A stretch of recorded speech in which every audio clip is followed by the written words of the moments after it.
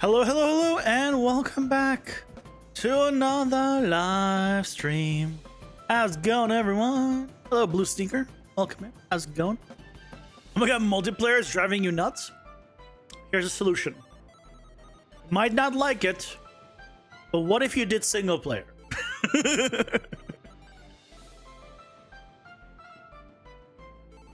just hear me out on that one. What if instead of multiplayer, you did single player? Something simple, so hard. I would not call multiplayer simple. No, I wouldn't. There's a reason I'm doing a single player game. I'm not doing a multiplayer game. If it was simple, I'd be like, oh yeah, sure. You know, that'd be great. Co-op. I'd be like, that'd be fun. Uh-oh. It's not simple. Oh, no.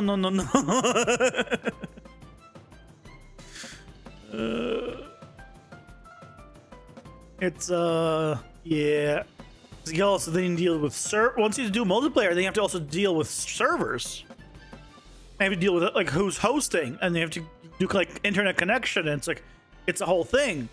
Like, yeah, you could do like split screen, but like, and that's simpler theoretically, but realistically, you're going to do both, like server based. Although I hear that Steam, you could convert split screen to like actual network stuff, like automatically with Steam. I don't know again enough about it because it's multiplayer stuff, but I've heard that. So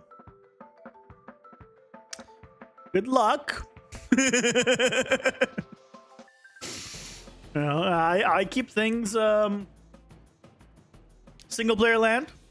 To be fair, also, the other reason I'm doing a single player game is because I play single player games. I don't really play multiplayer games. And when I play multiplayer games, I play them as single player. Like, even if I play an MMO, I will do as much as I possibly can single player. And then I will... things have to be done in groups. Then I'm like, okay, dungeon, but I'm still playing it like the other people are AI, or, you know, treat them as like AI, basically. So I play multiplayer as single player. So yeah. Oh. It is what it is. I hope you guys are having a lovely day. A lovely Wednesday. I should have to check for once on a Wednesday. For once, I don't need to actually worry about Sunday's video, which is great. Because I'll show you guys what the Sunday's video is. Like, concept is almost done already. Which is cool. Unless something changes, in which case I might release something else on this Sunday. Depending on what happens this Saturday, but we'll see. But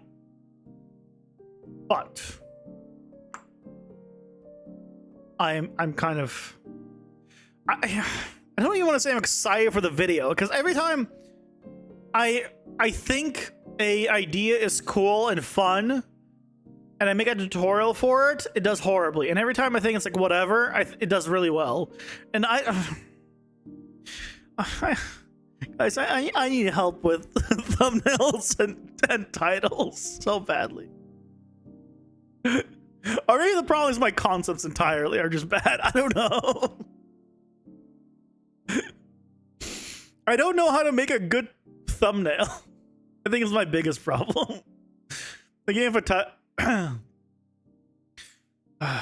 where's the AI for like tutorial videos? I need an AI thumbnail maker specifically for tutorial videos.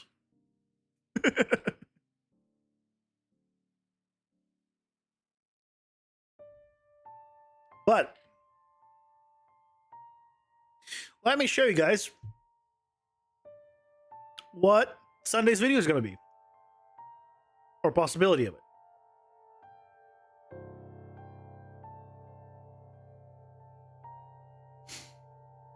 Have you tried free Sora?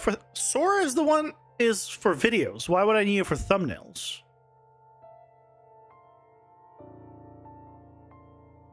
The problem is I need the thumbnails to make sense for what I'm making in Unreal. So realistically, I should know how to make it look good in Unreal that is good for a thumbnail. But I don't know what. I don't have that experience. I don't know what makes a good thumbnail. Also, some things that I cover are I have a very hard time explaining what it is, which is also why I have trouble with titles. But shall we play some Fall Guys?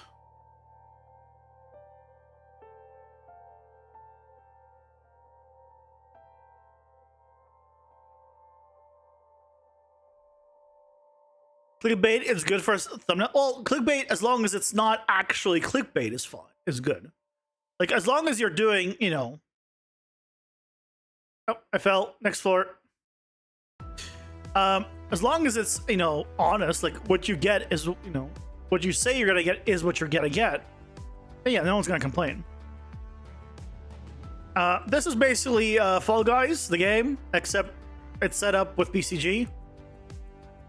And a little bit of blueprinting. Mostly it's just BCG.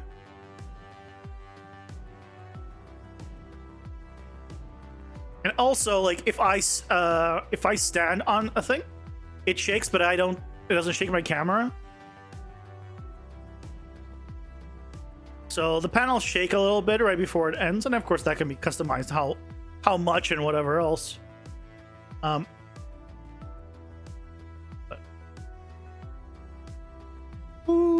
But yeah, the rest of everything, if I fall down and then I eject, this entire thing is one instanced actor. This is all instanced static mesh. So it's nicely performant in that regard. You know, you're not loading in tons and tons and tons of stuff. And then you get this. So you can make basically a Fall Guys thing.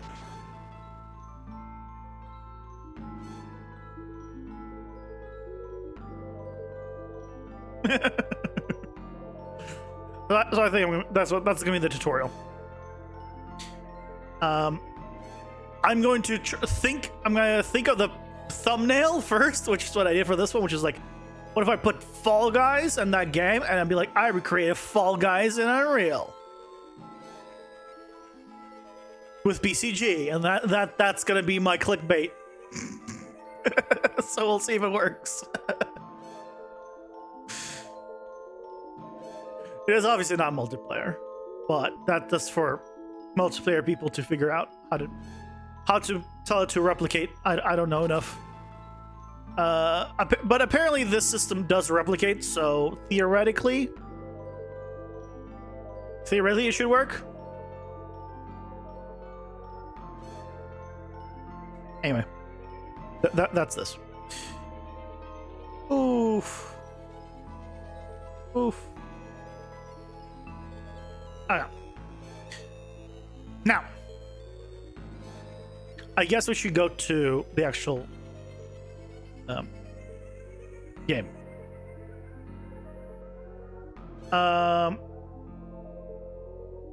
What is Unreal? I don't know.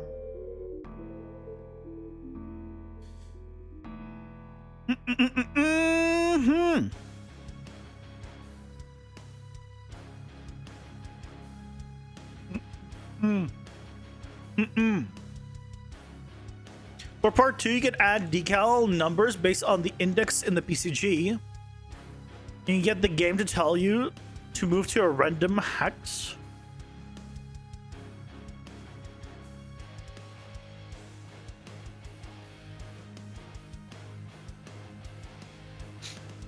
What's the best way of doing? You need to set up like a somewhat complicated system for a decal, because you wouldn't want to have like 100 decals for like 0 to 100. You'd want to do um, just 0 through 9, and then have it create the number effectively. So you need to have a whole system for that.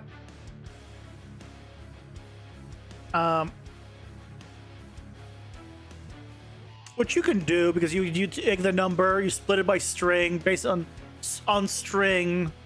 You do like this decal or hide or not hide, position or not position. Yeah, like you could do it.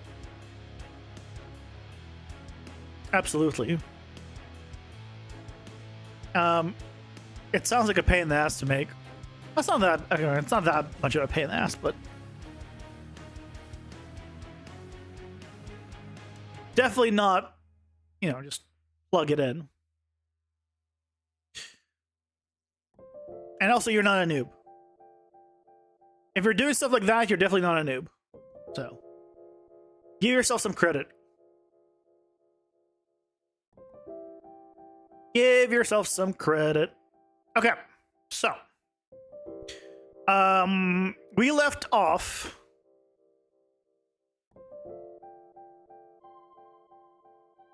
Why does it say?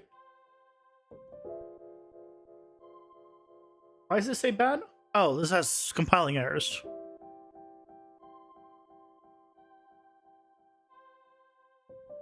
Why does this have compiling errors?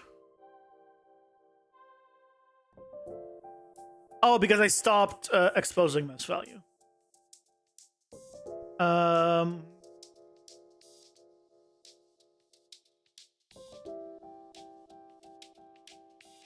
Because the web already is set up to be web there. I should need to plug it in. Oh, but I do. Do I have a Discord spot for ideas? I have a channel for suggestions, yeah.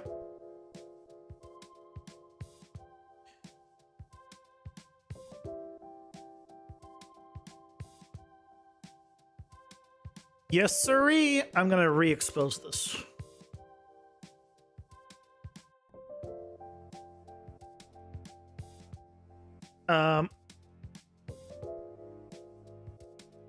Because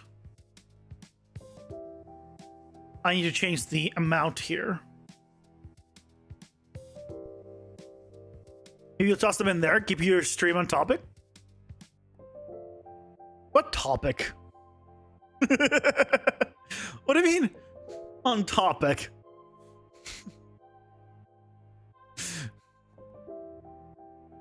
You say like there's a topic or something in the stream. Stream's whatever the hell, I feel like in that moment.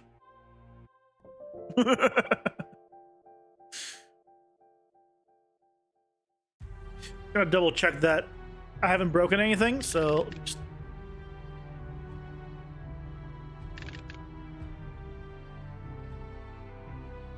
real quick test.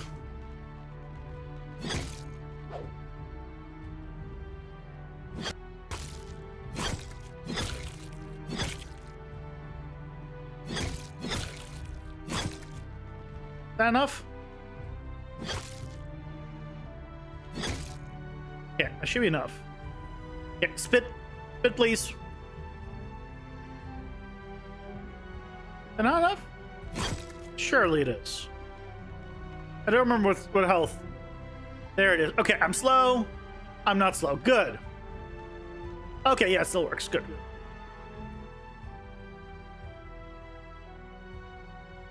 We're still fine. Okay, so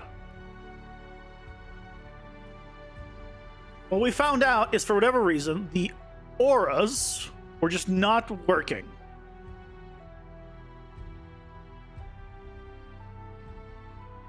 So basically this just wasn't working.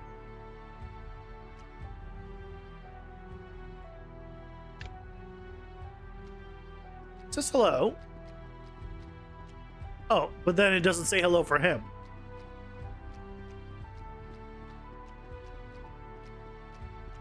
Yes, he doesn't even say hello. It said hello at the beginning. Why say hello at the beginning?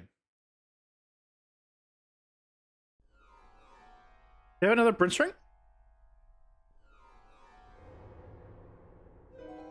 Instead of that, I'm gonna do a print string actor. Tell me what you just were overlapping there.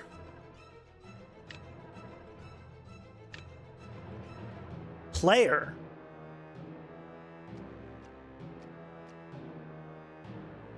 Excuse me?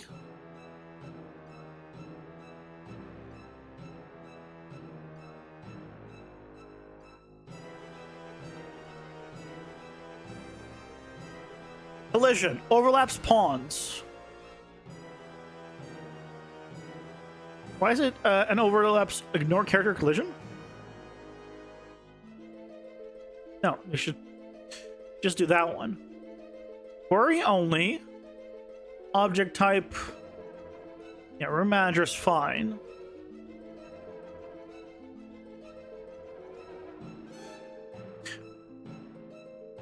What? Make it not hit in game.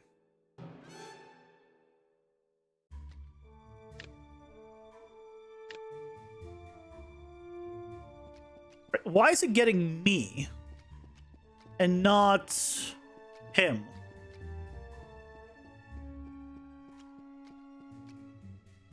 Oh, hold on, hold on. Is it because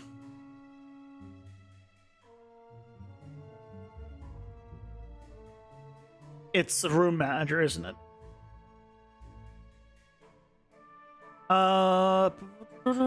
If I make it, if I go to the root, collisions here. I see. I don't want to block room manager. I would need to block room manager. So instead, we could set this to be where is it? World dynamic. The thing is the default.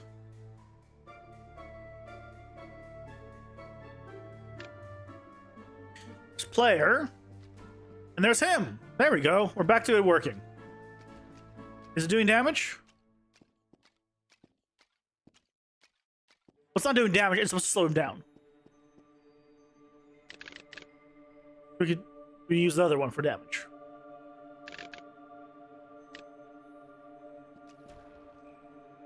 Yeah, it's doing damage. There we go.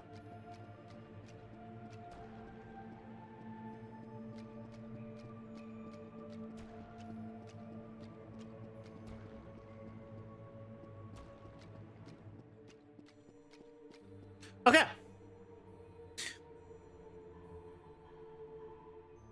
You got it. Your simple multiplayer simple issue to work. Nice.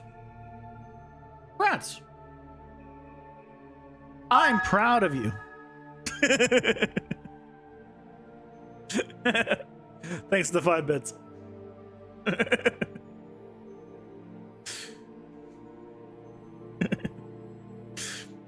Oh yeah, you got the #1 spot. It's been so long since somebody gave me bits that I forgot that's a thing.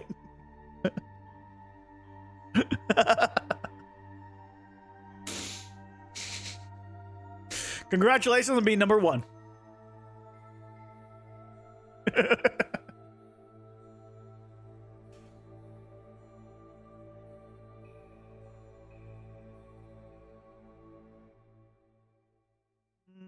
Okay, we need to check if the enemy is moving slower. So I think what we need to do is go to characters.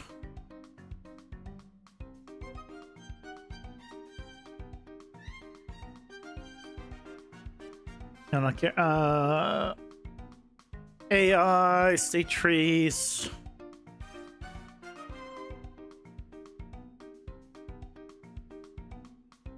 So when we do the movement,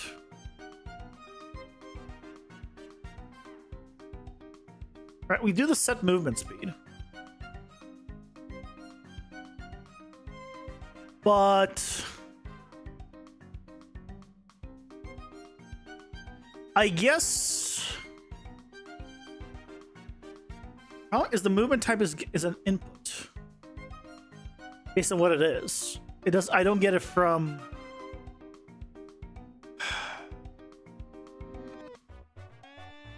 How would I re-trigger this? Because I don't keep the movement type.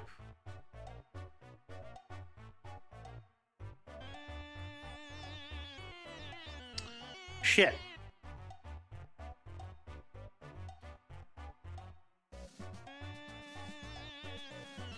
No. So the problem is the way this is set up is here. Like for example, here on root is where I have it. And then I just specify what movements mode I want to use, and I use it. I just specify it here, so I can modify it at any time. I can just tell it to be in the combat phase, the special, whatever.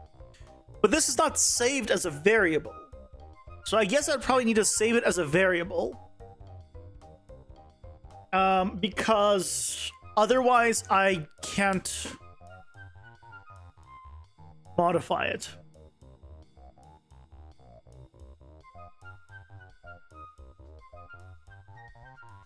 Is it part of the state tree? Yeah. Well, I made this custom task, but we are in state trees, yes. So I guess what we need to do is save this on the character, and then we can modify the speed from there. Because then we'll be able to run this. Basically, we need to run this on the character on overlap. And to do that, we need to know the movement type.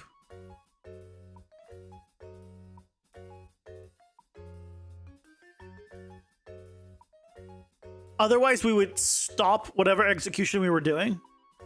Potentially. Hey, good guts, welcome in. How's it going? Doing well. So let's do that.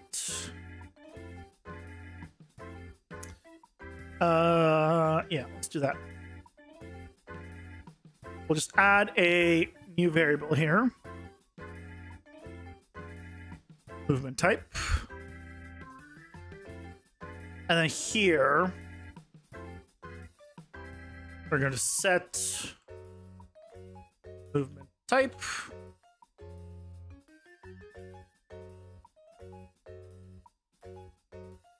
Based off the input, so we always have a record of it basically on the character. And then we need to basically have a well, I guess we move this to a function on the character as well. So then new function, update movement speed.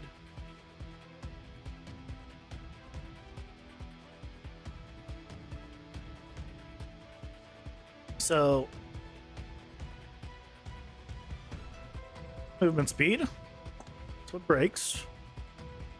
Then the movement type is the variable, what it is, and then get speed modifier. Basically, we just bypass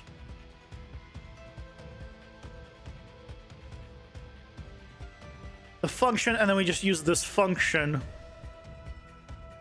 that we just made, which is update movement speeds.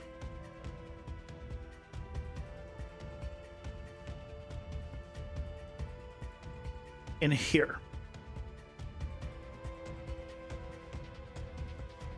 Instead of all of this.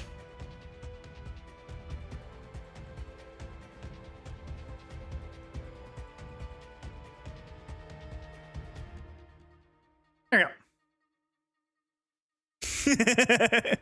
You like that redeem, guts? It turned past chat into cat language? Yeah. Yeah, of course it did. Because Guts made all the things cat girl stream chat. It's not for future languages, it's for just all chat.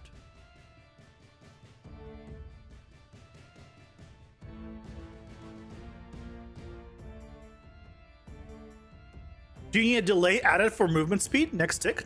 No. I don't.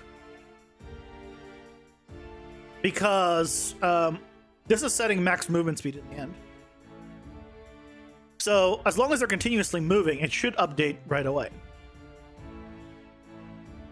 So now, here, when we do the slow down and speed up, oh wait, we're sending the event here. Send update movement speed. That's probably a bad idea.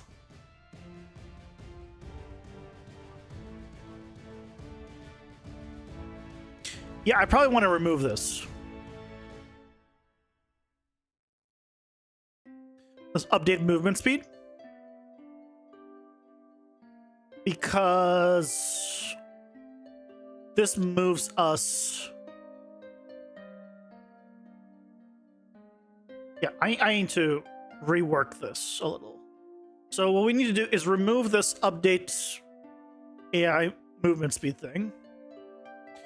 And then remove this event. There's no reason for it because that was messing up. That'll mess up the movement stuff. So, you know, we don't want that. Instead, here we don't do this anymore, and instead we do here.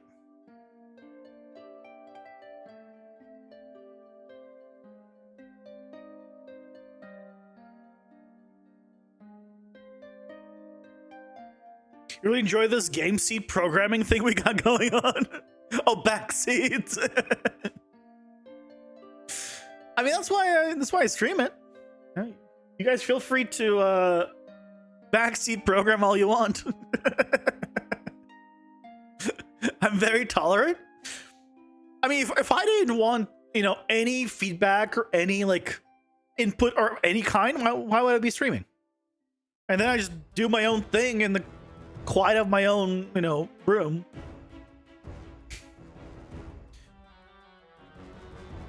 Some people you can't, then they shouldn't be streaming it. Then what's the point of the streaming? Like, if you want to just focus and do your own thing without anyone criticizing you, then don't stream it to people to criticize. Because that's the internet. Of course people are going to criticize you.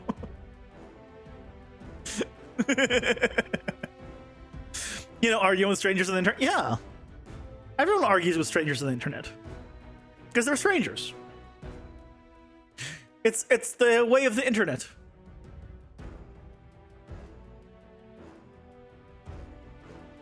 Yeah, I'm going to modify all of these now to remove the transition. So let's just do that again. I really wish there was a parent-child thing for state trees, where I could just modify the parent to like remove this functionality, and it would just propagate to all the children. Ads are here. Pausing for ads. I have to do all of these. Is that all of them? Yes, it is.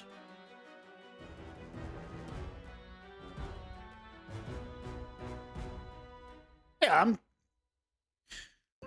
I'm totally fine. Because as long as the person's not being like just intentionally rude, criticism is great. How else are you gonna improve? Like if someone's like, "Oh yeah, what if you did this?" I'm like, "Oh yeah." Because if someone says like, and let's say hypothetically, like someone says, you know, instead of having, you know, left and right click, I kind of find that boring. You know, really it should be like a middle mouse button. That should be the attack button. I find that comfortable. Now, you might not necessarily agree for your game for that, but still good feedback, because the feedback is basically, hey, let me rebind my keys, right? So it's still good feedback, even though they might be like, oh yeah, your thing is shit because it's not on middle mouse button, but, you know. So, yeah.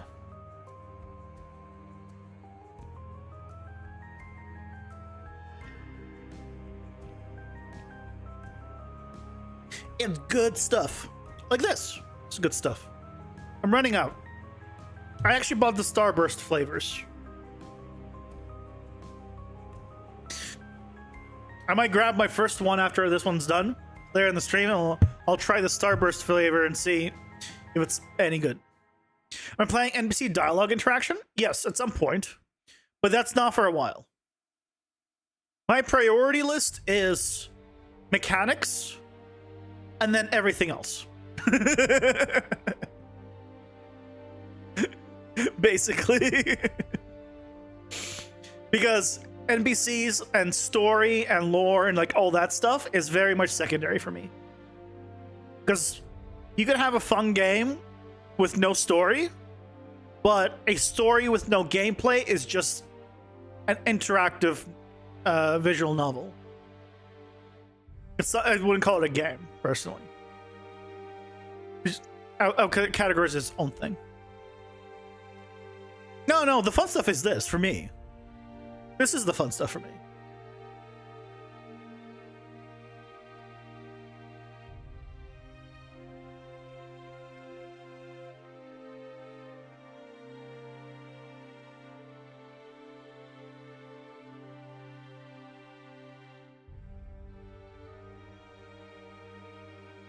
Yeah, this absolutely is the fun stuff for me.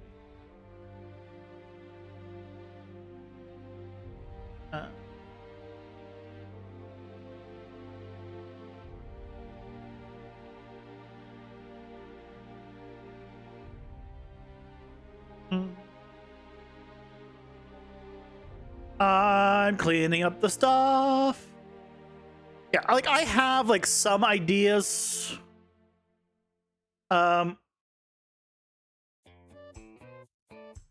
I have some ideas of like what I'd want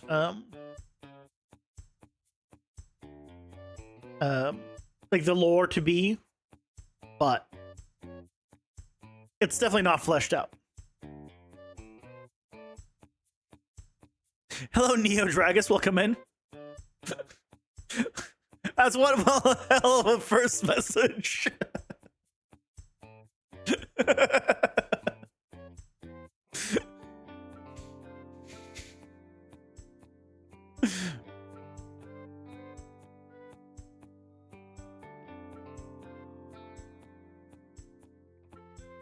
You've been using gas on your project?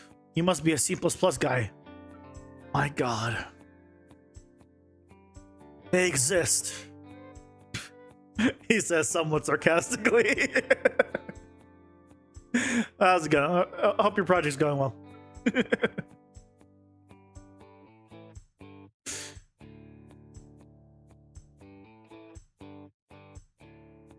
Gas is a big one. The only gas I have is when I eat some beans. That's the only gas I have. You know, other gas load.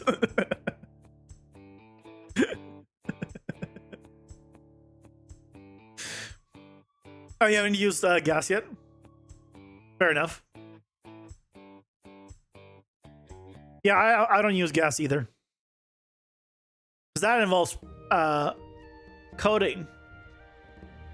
Oh, we can't have any of that. What, making a game and coding? What? That'd be crazy.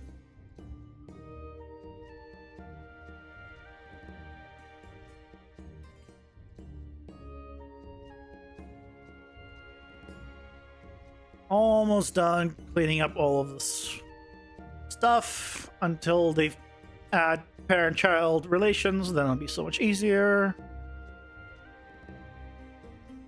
Okay, good. You've been doing everything for blueprints so far? You know minimal coding? Hey, you know more than me then. I mean, I also know quote unquote minimal coding. My whole game is made with blueprints. Everything I got is blueprints. That's why I'm joking about.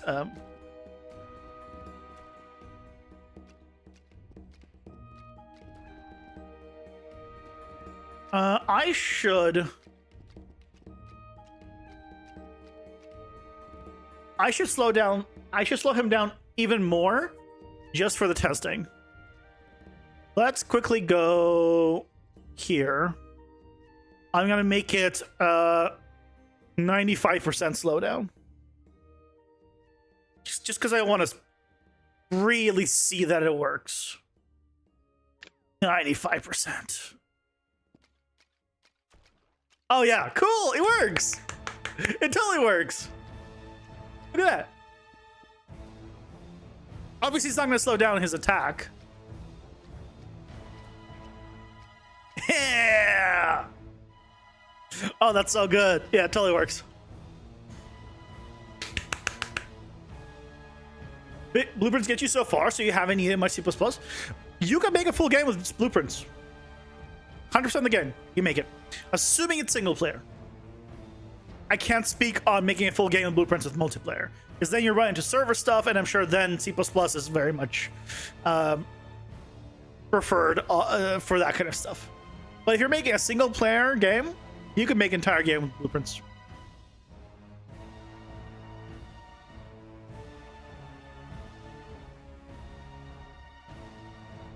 The second's looking pretty fancy, my guy. Gameplay looks somewhat Warcraft-esque. Not quite here. I'll show you the gameplay.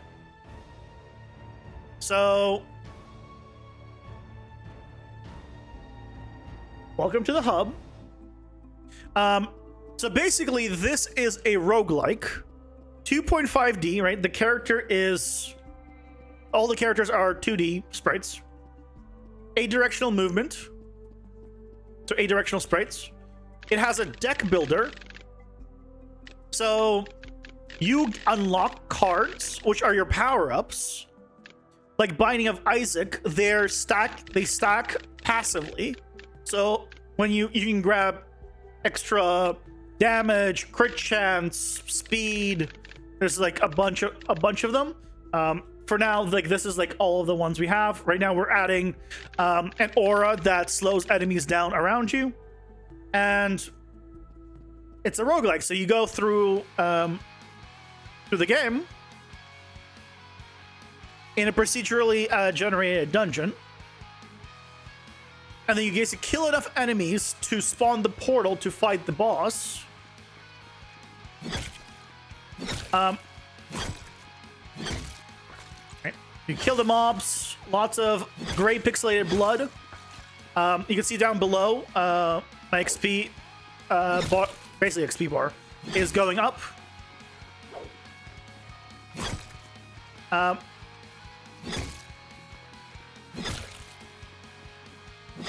But basically, when I get to enough, I'll get this, which is from the deck that I customized before doing the run. I get one of 3 options from my deck. And so now I can choose which one do I want to get. I get only one of 3. So for example, I want to get a cleave to get increased radius. And now when I attack, it's say a much bigger radius. That ain't more damage, but now my small attack is now considerably wider arcing. And so you basically go through the this dungeon, and everything stacks. So, like, right, I said these stack. So, for example, I got cleave, right? But let's say I also grab Airblade. So Airblade makes my attacks a projectile. So now, instead of shooting or just doing melee, I now shoot a projectile. But now what if I want to then also have a multi-attack, which then gets me either more projectiles but less damage per projectile. So I can have something like this now, right? So not only is it bigger for all of these, but it also shoots more. And then, right, this is like, assuming you put these cards in your deck and you pick them up, right? You obviously get more damage and things of that nature. You can also grab homing. So if I go over here and I shoot, they should home. Are they homing? Yeah. They're homing a bit. Yeah. but that's not nearly fun enough. It's hard to tell on those specifically. If they were the smaller versions, it would be easier to tell that they're homing.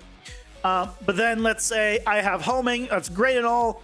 But what if I now want to use something a little more fun? Where's my shockwave and black hole ones? So I can use a mini black hole, pull in all characters within an additional certain range. So if I hit something at a certain distance, right, it just pulls enemies in. Right, so it becomes a little, well, you can see. We all get pulled into the, to where it gets impacted, which is, you know, depend on whether you're melee or range, you might want to have the one that pulls enemies in / pushes them away. So, right, on a projectile, you probably want the one that pushes away, which I also have.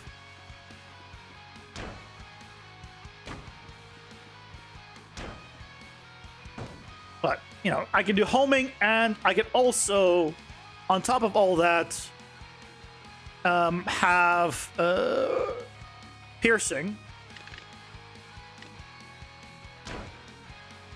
And now, not only does it home on the enemies, it goes right through them. So I can really do a lot of damage. Why is he standing still? I need to check that out. So, yeah, eventually you get to the boss, and you fight the boss. And the bosses have multiple phases and stuff. Yeah, that's why you do the deck builder. So basically, you can see the cards that I have in the deck. This is how much currency I have for the current run to use at the shop. If I picked up any meta progression items and how many I have total, if I want to know. I can also see information like what is unstackable. There's unstackable. That's what it tells you. So if you have any, like this is a weapon, it replaces current weapon when obtained. That's why I got an Airblade, which is a different weapon. So, yeah, that's kind of where I am so far. But it's still prototype. Right now we're working on new power-ups, and then we're going to add a 4th boss. Yeah. Make it so much further along than yours. That's still fine. You canonize the game animation sample from Epic Games. Aiming for a full 3D currently, working on animations for free running, bit of a wall running and jumping from the wall. Hey, some parkour. Sounds pretty cool. You want platforming to be a major element for what you're building? Yeah, do it. Sounds cool. I like games like Mirror. I really like Mirror's Edge, which is just a parkour game, basically, right? Yeah, super fun. If you do it well, like that's definitely going to be a big sell for a game. Yeah, Mirror's Edge was great. I remember I played the second one as well, but I think at the time I thought the first one was still better. Make you think of Hades? Yeah, it's inspired by games like Hades, Binding of Isaac, Dead Cells. Those are kind of the main 3.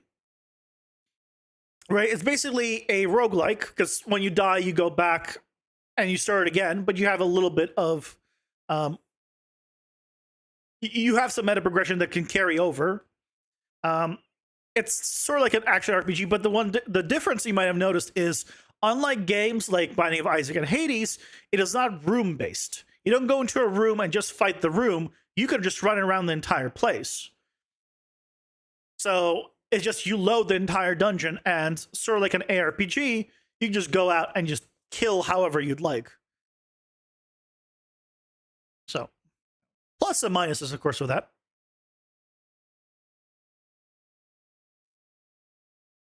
But yay, we have completed. I need to return. I did return the speed. We've successfully done the new one. So we now have. I mean, technically, this is unstackable, so it'll only go with 30s to max. So yeah, he is definitely slower.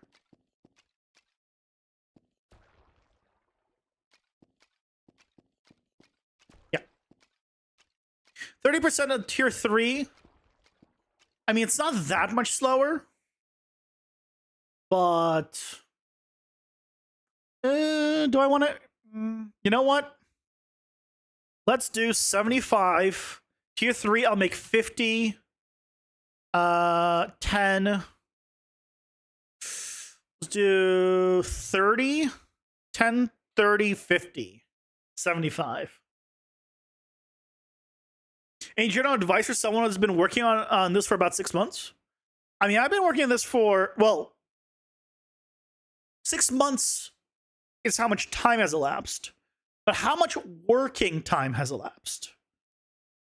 What I mean is, I've been working on this game calendar-wise over a year now, but I work on it about 2-3 hours a day, and that's being generous because of streaming, so I'm not focused like 100% on it. So realistically, like 2 hours or a little less a day, 5 days a week. So realistically, in a month time, I really make about a week's of progress. So when you say 6 months of working on it, do you mean like 8 hours, 40 hours a week? Or do you mean like a month of work? Because the advice is slightly different if you're very early on versus definitely further in. Which is why I ask.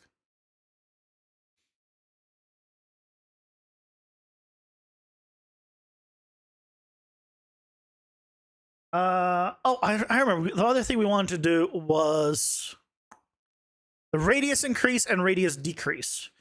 Currently reduces aura damage and increases aura damage. I want to increase and decrease aura efficiency. For strength. So you're getting about 30 hours a week right now? Okay, so you actually are more full-time in that sense. At this point, well, here's question number 1. Do you have a deadline? Like, do you have like, okay, I'm going to make a game by this time? In which case, like, you should have a game design document then with what you want your game to be. Because if you have like a deadline, you're like, I'm making this game by this amount of time, then you should make sure you have a game design document and have all the stuff figured out. If you're like me and kind of prototyping and figuring things out, and kind of, figure out what do you want to do, how do you want to make it. 6 months in, you should have like an idea, a full idea of mechanics in your game so far that are fun and that are not fun. If they're fun, great. If they're not fun, if you're doing it, you're like, I'm not having fun using this, then either change it or remove it. Because if you're not having fun with like, if something feels off to you, then you're not going to be the only one, right? So change it or remove it. At the end of the 6 months place, you should have a few mechanics in already that probably you could be able to be like, oh yeah, let me try like this mechanic that I put in or this thing that I put in. Like, does it feel good? Is it fun? And fun is objective, but if you're having fun, that means other people like you would also have fun, right? So that's my advice for about 6 months in. In terms of how long have I been working on this? I started in March. If I was to count 40 hours a week, this is about 1 year, 3 months ish. 1 year, almost 4 months ish. It would be equivalent to 4 months is a year. If I recall correctly. Yeah, 4 months is a year. So I would be around the 5 to 6 months mark in my work. So you'd be around where I am in terms of like mechanics, I imagine. So yeah, that would be the same advice I have for myself right now, which is like, hey, try out mechanics. I've scrapped a lot of mechanics. I've added mechanics. I had at one point a dodge. I had a roll mechanic where I just rolled instead of dodged. I had a mechanic with a blocking. Like I was using it, and then I found out, hey, rolling feels too slow. Scrapped it, removed it. I had blocking mechanics. Like, what if you, instead of dodging out of the way, you also had a blocking mechanic? Like, that seemed fun. And I was like, and then I never used blocking. Just ever. I was like, no, that's going to go away. At one point, I was able to jump. And I found myself just jumping over enemies, in which case, getting cornered didn't feel satisfying, right? Like, where's the risk? So I scrapped that. So don't feel bad about scrapping mechanics that you just don't think help the game. And don't make it more fun. Yeah.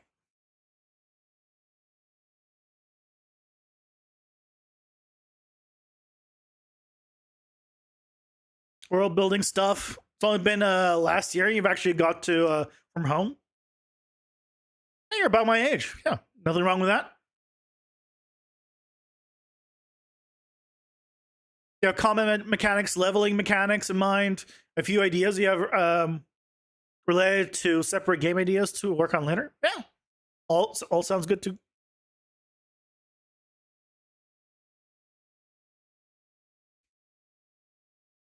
Your 2 cents here, you would start very small and finish the game. Many people start but never end.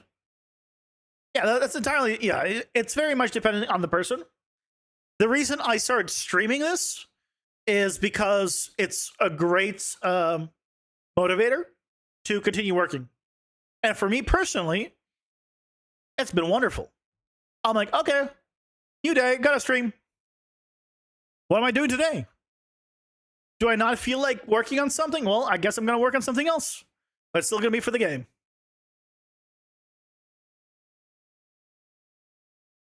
Play with dodge talents to change dodge. Yeah, nice. Yeah, just the past few days we have implemented, we reworked the sprint system to use, sorry, not the sprint system, the dodge system to use stamina.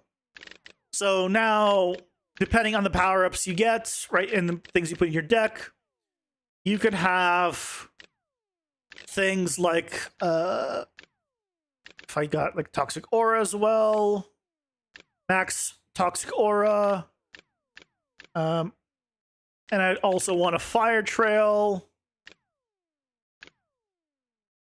and then I'd want, where's the explosions? Here, I want Booming Arrival and Thunderstep. So, right, so now I have a bunch of stuff on me, and if I just dodge, I can just just eat enemies. I use the stamina, right? And basically, whenever I dodge, which now I can dodge far more, and my stamina regains much more, I do an explosion around me, there's an aura around me, and I haven't even scaled my damage. Is just, I mean, I have for these, but I don't have like any damage modifiers. So you can get different kinds of combos and stuff, which is nice. But again, if something doesn't feel fun, make sure to change that.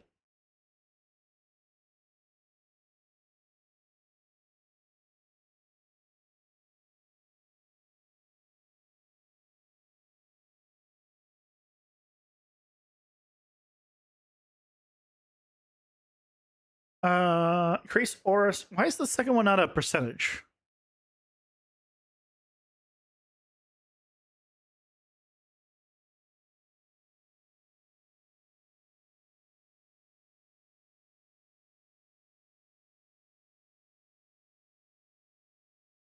Aura.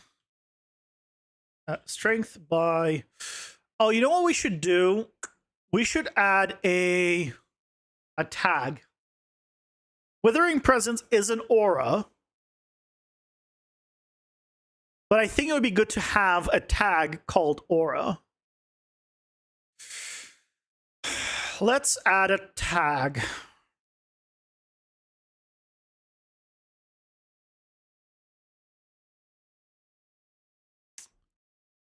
Yeah. Early ideas seem like they should be made for mobile games. Start smaller and start working on a bigger PC RPG game. Otherwise, you'll end up with a game like Yakuza with 200 minigames. Well, You're not going to end up with a game like Yakuza with 200 mini games because that takes a very large team and a lot of time. If you're doing solo, you don't have to worry about that. But what you can do is make one of those mini games your game.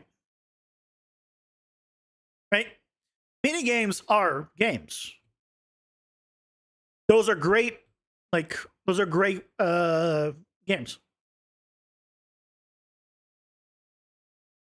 Hey, Nash fan, welcome in. How's it going? Hope you're doing well. Yakuza is your favorite game series? I have never played Yakuza. I've wanted to. Never got around to it. Don't have 300 people to help you do the artwork? You don't need people to help you do the artwork. There's so much free stuff you can get already. Make sure to redeem all the bi-weekly free for the 2 weeks stuff on Unreal. Lots of environment stuff, characters there. Grab it. If the game is fun, that's the main thing. It's, you gotta get, the base out there. And then if you want, you can then go, crowdfunding after that if people are having fun with the base game and go from there. Yep. Or release for early access, so you can hire people. Train and Portal Pack. The Portal Pack actually I'm going to use. The Portal Pack I am definitely going to use. Reduce aura strength. Yeah. So now let's modify the strength thing. And then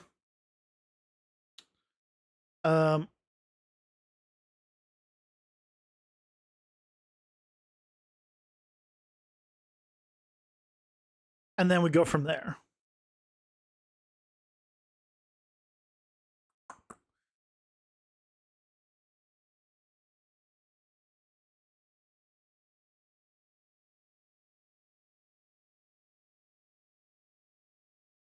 Here we do aura damage times card damage time interval.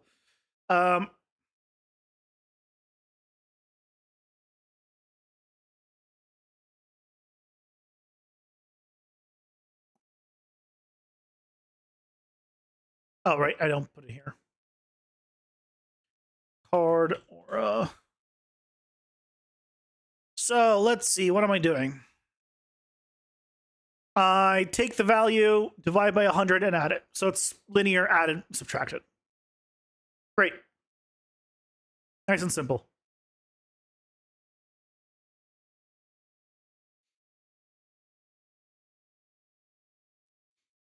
They're published by Sega, so they get access to their old games. And Yakuza has tons of reuse these assets. I mean, hell yeah. The thing is, right, you can make, we're talking about a game like Yakuza that has a lot of mini games. You can make one of those mini games your game. Ads are here. Or pausing for ads. You can make Yakuza with no mini games your game. Right? See where I'm going with this? They're obviously a big company with lots of people. So they can do both. But if you're looking for, if you're a one person and you're like, oh shit, I want to make a game like X amount of time, do a mini game. And let's say you make the mini game and you're like, oh, this is really fun. Make another. And they're like, cool, it's another one done. Hey, put both of those mini games in a hub where you can choose which mini game to play. Keep doing that 200 times. You now have experience making 200 games. Hey, now you have a game where you could go and play mini games of any kind. Hey, basically you got Fall Guys, depending on the kind of mini games you're making. That's right. That's basically effectively Fall Guys. They just randomize the order and pick a random one. You got a game.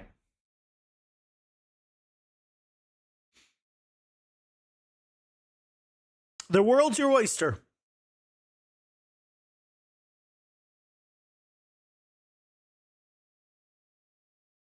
This is the day and age of solo devs. As in, compared to like, 10 plus years ago, it's much easier being a solo dev these days than it was before. You have so much more access to things. Toss it on asterisk, asterisk, asterisk for feedback.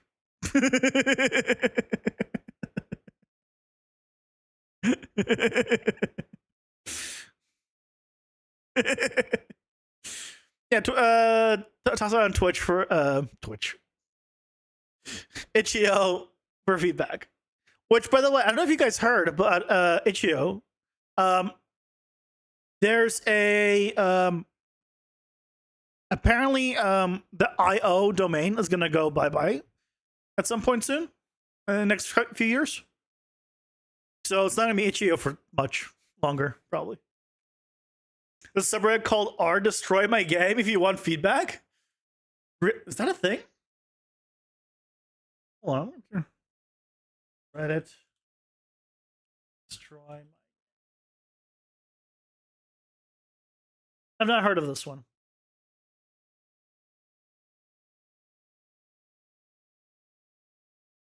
Destroy my minigame I made for Mario Party game. Yeah. 37,000 members. Yeah. Out of curiosity, what is the top of all time? Let's find out. Not today of all time.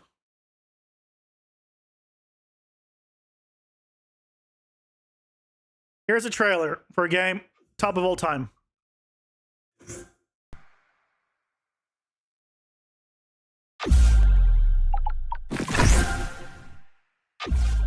Oh, it looks great.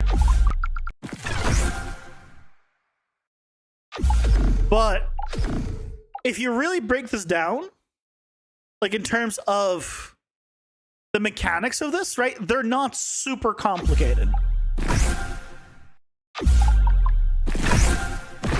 Right? The mechanics themselves are not, I'm not saying not complicated to implement, but I mean like, they're very like, oh yeah, you just see it. Oh, super loud, sorry. Oh, oops. I had the volume up from something else I was doing before. Sorry about that.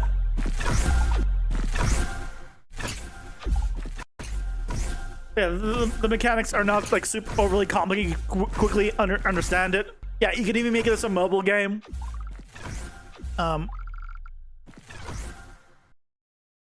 So yeah, this is like, if you're going for like if you want ideas, this is probably a great place for ideas. You know?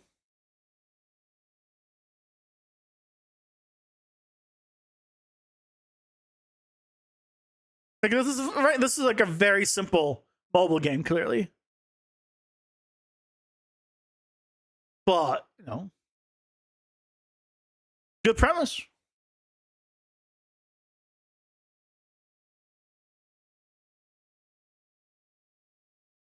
Oh yeah, I wanted to see what the feedback was. What's the feedback? Theirs was a bit fast, but the arrows was the first bit I knew what was going on. I put that first. That's good. You can only control one point at a time. Might be funny. Yeah, there's just feedback. This is good feedback.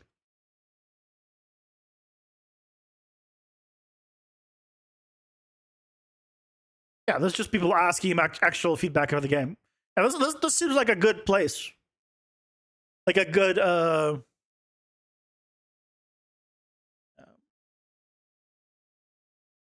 here.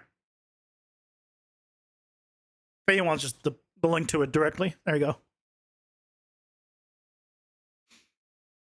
Yeah, I didn't know about this Destroy My game. I'm actually gonna join it, so I don't forget it.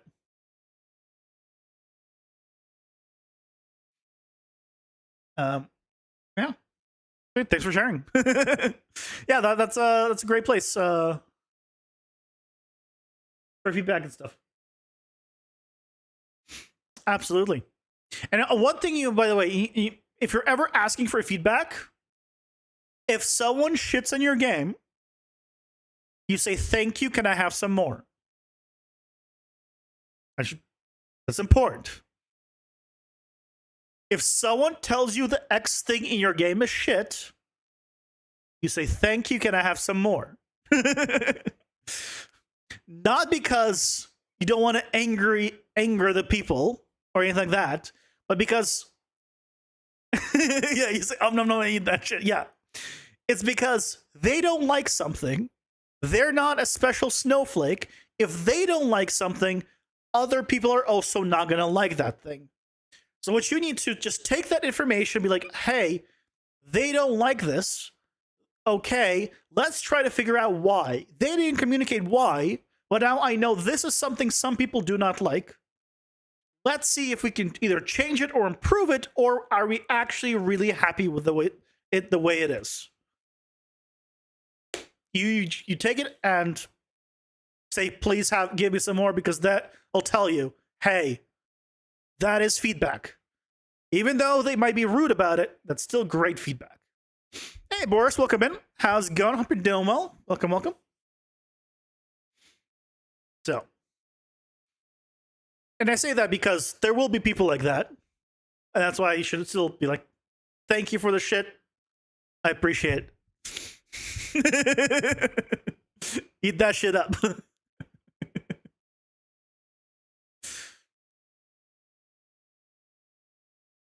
You. No, you're not that mean.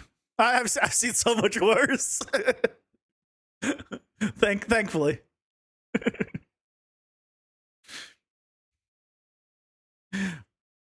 Not damage scale, or strength scale.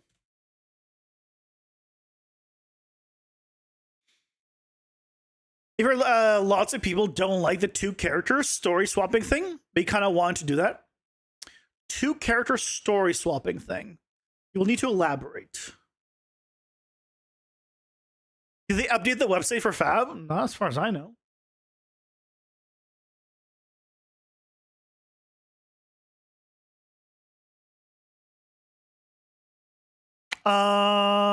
Yeah, I think this is new, I think. Yeah, because they added the metahuman here.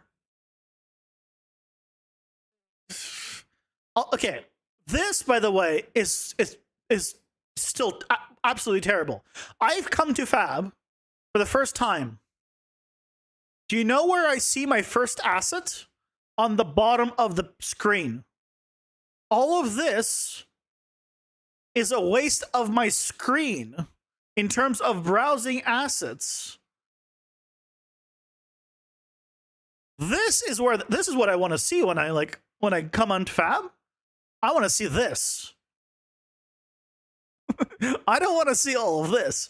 Why are these such big buttons?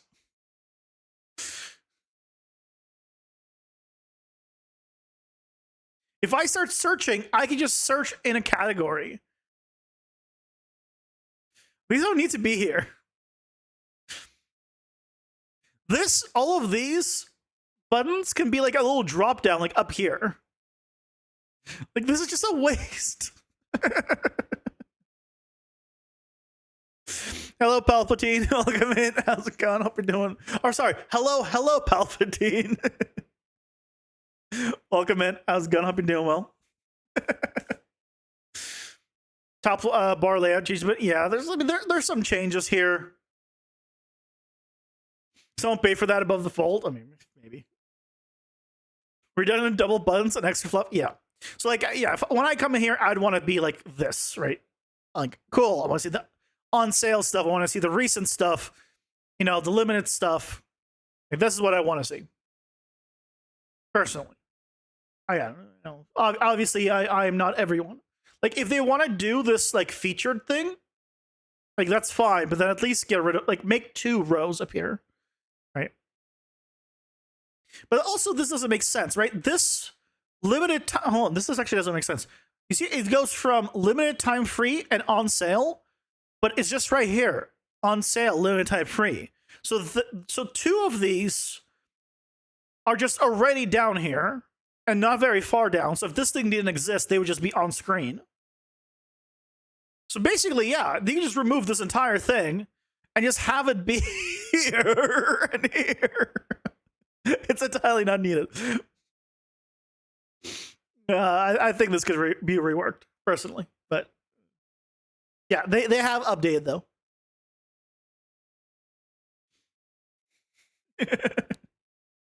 Oh, did I not hit play the music after I start?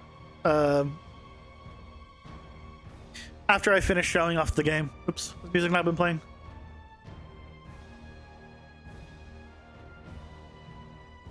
You also have a little bit of time on the sale. Yeah, it's very limited. You can wishlist and review now, so that's good. Have they actually added reviewing? Like, finally? Really? And there actually, hold on, is there actually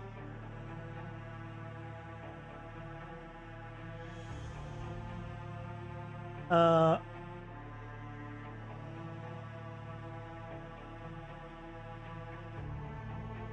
if I come here,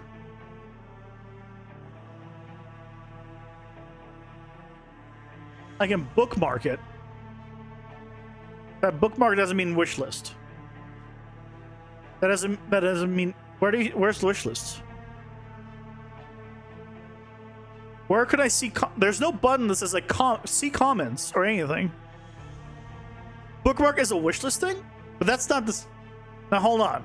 When I bookmark a website, it doesn't scream at me when there's an update in the website. That just says, oh, if I want to, I can go back to this really quick. But that, if I wishlist something on Steam, right, it's gonna notify me when there's a sale for that thing. Bookmarks normally don't do that. If this is emailing you, this is a terrible. Why did they make it different? So yeah, there's no comment thing. There's no like, oh yeah, reviews, comments. Oh, 0 comments right there. Why did that just? Oh, why did that open another website?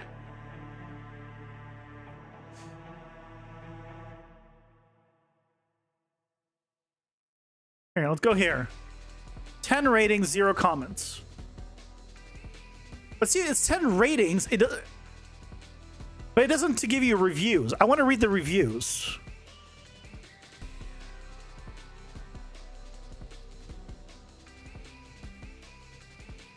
Wait, what is this? Why is this here, but it says 0 comments? Just no.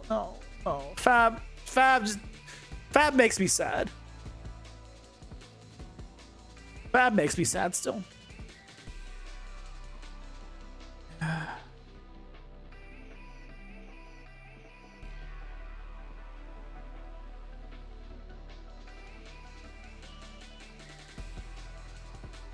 It makes me sad.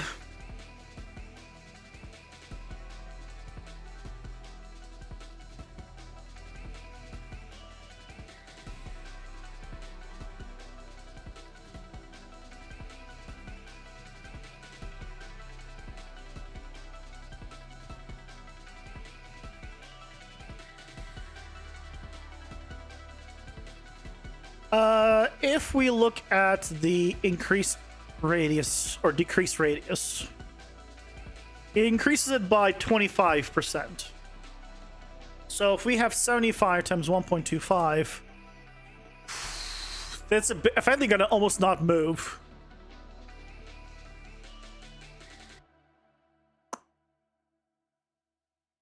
Oh, 45%. Oh. Oh, this should have a value. 40. If I have 75 times 1.4, that's too much. Okay, we need to change the slow amount here. 75 is too much. 60. 60 times 1.4. Yeah, that's more realistic. 60. Let me do like 40 here, 40, 25, 10. Because it's gonna stack. You missed Quicksilver 5.6. By the way, if you don't know, if you're on 5.6, window, Quicksilver Bridge, it works. You can ignore this update thing. It works. You can just you can use it again. Quicksilver Bridge is back in 5.6, not any previous version. Why? Because I guess fuck the consumer.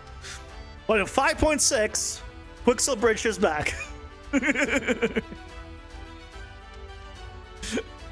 So if for no other reason to update than performance and Quicksilver Bridge, you should update for performance and Quicksilver Bridge.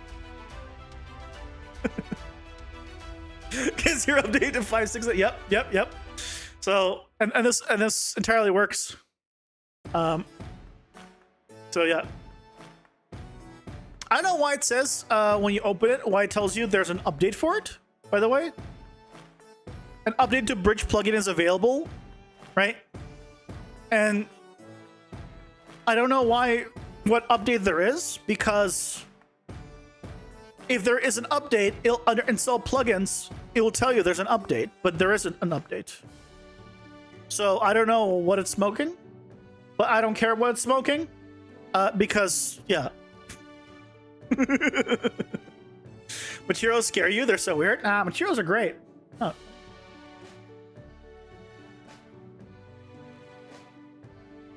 Don't be scared. Don't be scared. I'm not going to show you my layered material system from before. You're grading the update to 5.4. This has just made you happy. There you go. Now 5.6 genuinely is a good update to go to if you're fine updating in general, because 5.6 just gives you like a 20-30% performance boost for swapping to it effectively. It's great. So I mean, there are some things might visually slightly be different, some people have said, but yeah, tweak your stuff afterwards, you know, kind of thing. For the performance boost, pretty good. Coding in materials is an act against sanity? What do you mean coding in? Do you mean HLSL?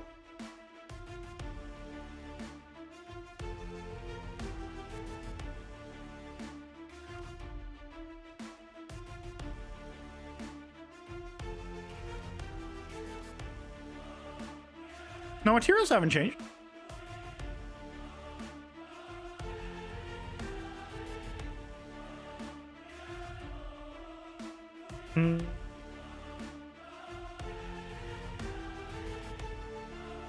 Where's the cards?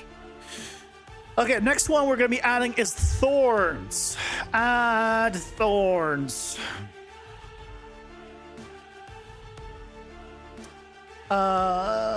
It's just thorns. It's always called thorns.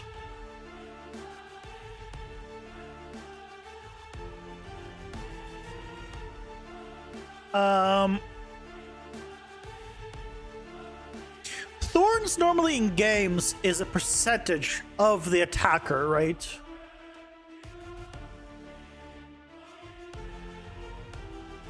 Oh, you did HLSL, HSLS. Is it HSLS? Is it? Or is it HLSL? I don't remember.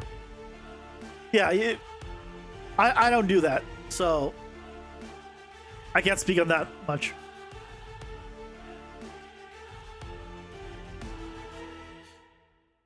I think it's usually when you have thorns in a game, they take a percentage. So enemies take variable percent damage when player is hit. And let's say, how much damage do we want to have them take back?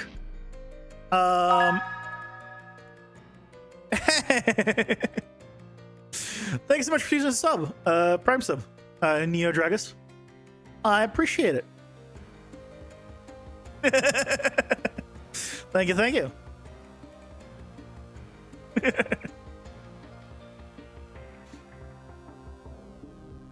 Much obliged. Let's have enemies take 200%, 100%, 50%, and the cursed here will be 500. I mean, 500% is too much.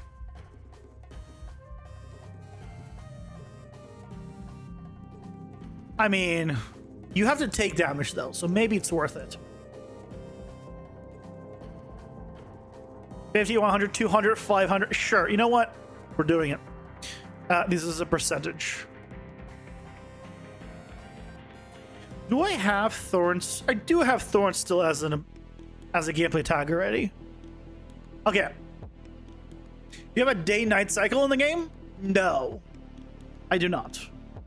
The plan is to have it be baked lighting for the majority of things, most likely. Because the game is effectively assembled through level instances. In 5.5, they added the ability to, in experimental to be fair, to bake level instances, static lighting into them. So you can see this area is its own level instance. You can see down here, level instance, the outliner. Right, so like all this stuff is under a level instance. So I'm going to be baking the lighting on here, which is going to make performance really good. Because it's not going to be like a fully dynamic lighting lumen, which is what it is right now. So that should allow people on far worse hardware to be able to still play the game and run it just fine. And because it's going to be baked lighting, that means you cannot do like cycles. But it's a roguelike. I don't think there's a need. This is my budget 60 FPS. My budget right now is whatever it is. I'm not doing optimizations. It's too early. The hope is like 120 FPS. I'll be honest.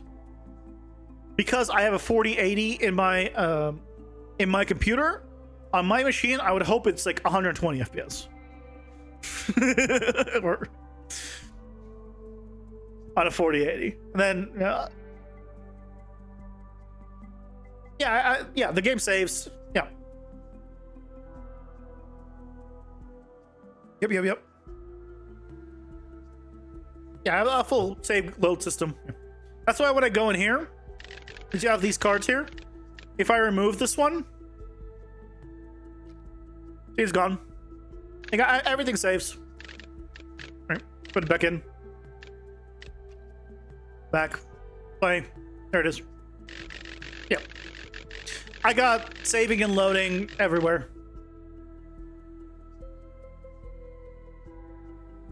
Yes, sirree.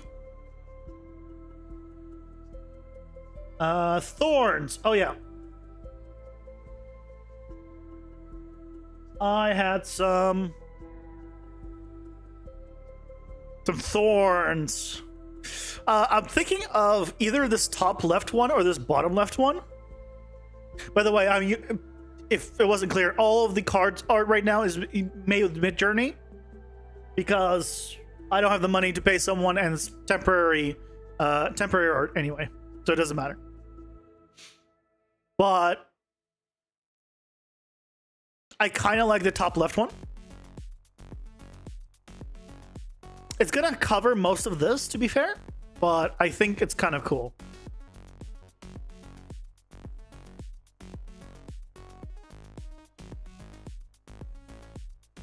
Oh no, saving and loading is extremely simple. No, yeah, don't feel like you have to put it off. Like in my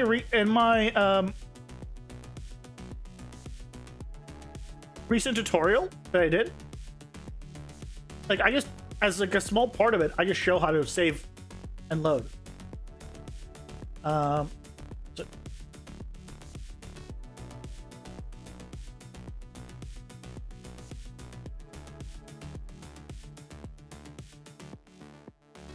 Like, I don't go in depth into the saving and loading part, but this, right? Here's the tutorial where I spawn the PCG and basically as I run, and right, if I quit, reload, still there, right? Saving and it's basically saving and loading, and I show how to do that basically around here. So I kind of explain the basics of saving and loading, but I don't go like into too much depth into it. There's tons of tutorials on YouTube for saving and loading.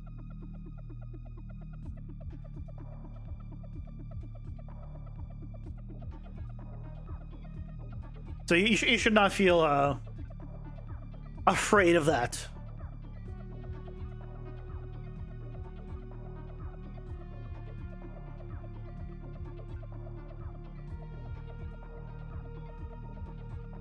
And then, also keep in mind, there's two kinds. There's the save game, and there's the game instance. Game instance is just during your game. Like when you play the game, you want to it runs and saves. Save game is between closing and reopening the full game. So some things you just want to, temporarily keep track of. Like maybe the current game time, or maybe like if for example, for me, since it's a roguelike, I keep track of certain things that I pick up in the dungeon, but I don't need to keep track of it's in the full save. I just need to keep track of it during that run, and once the run is over, then I don't care about that stuff anymore. So that's where the game instance comes in. But just so you're aware, there's two different saves.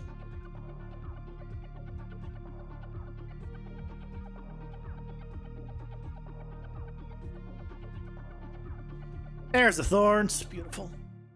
Beautiful thorns. So now,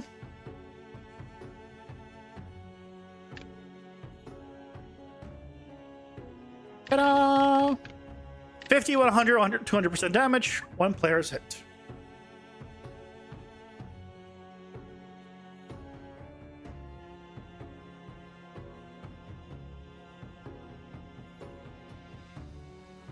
Single player, yes. Multiplayer is different. Yeah, I can't speak on multiplayer. True. If multiplayer is different, very well likely I don't know how any of that works.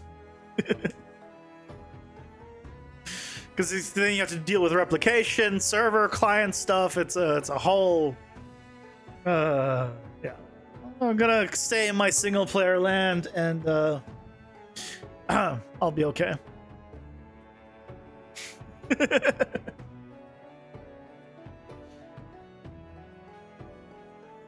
Let's set up thorns. Should be relatively simple to set up, honestly.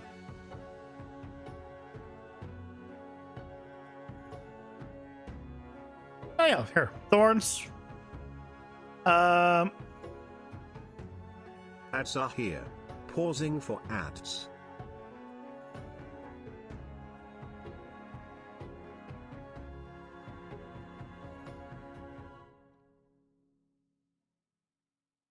Oh, I basically already have it set up. I just plug it in. That's, I guess I'm good in that regard. We'll test it out after this. I mean, the fastest power up yet.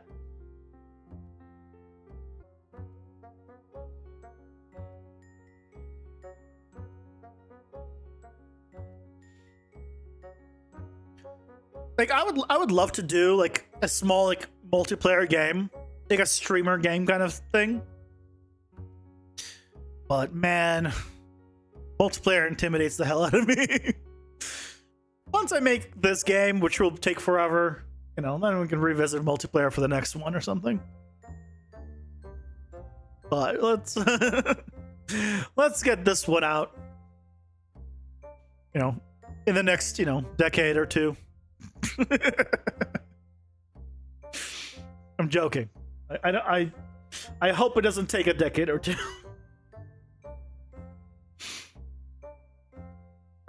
1 decade's fine. 2, I mean, that's it's a little pushing it.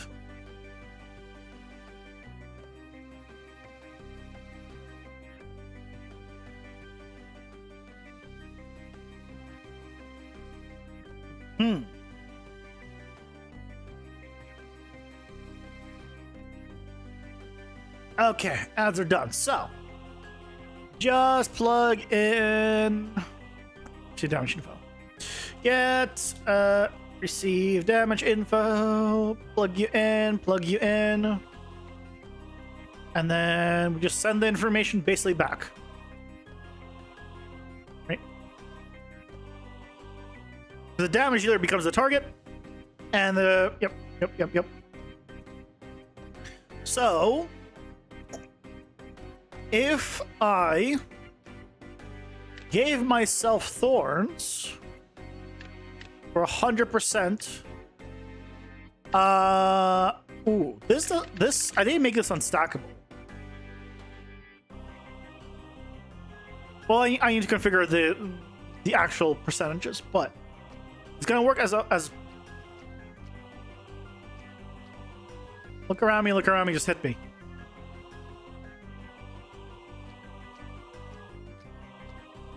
Yeah, that didn't work. Why'd that not work?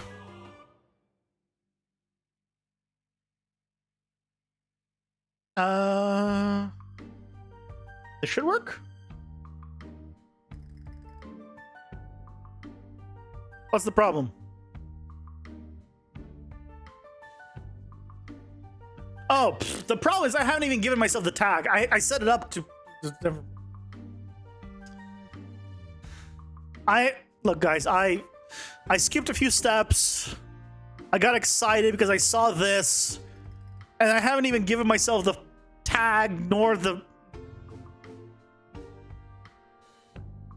It's fine. It's fine. Also, do we want it to stack? Enemies take... I want it to stack. An additional... So if this stacks, that'd be too much. So let's do 50, 75, 100, 200. So if you wanted to, you could have theoretically 600 if you got lucky, or 225% return damage. That's fine. That is fine. This one is unstackable. We don't want the unstackable one.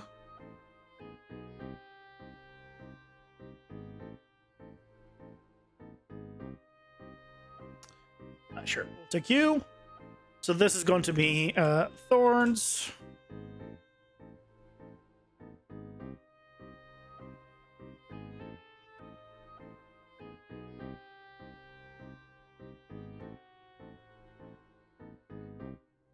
Let's get card. Thorns. I wish I could organize my variables alphabetically. I'll be honest. That'd be kind of nice. Epic, if you're listening, give me a button to order like selected variables alphabetically or something.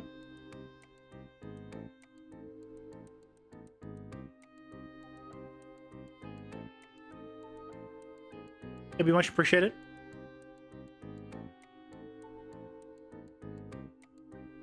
And then we need to set the gameplay tag.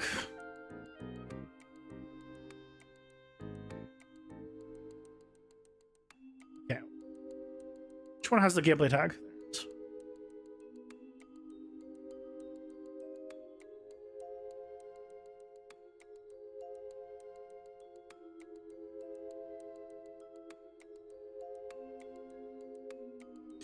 There you go. So that gets us the gameplay tag. as well. So now we can do on gameplay tag. And the other thing we need to change is on character base here. We also want to set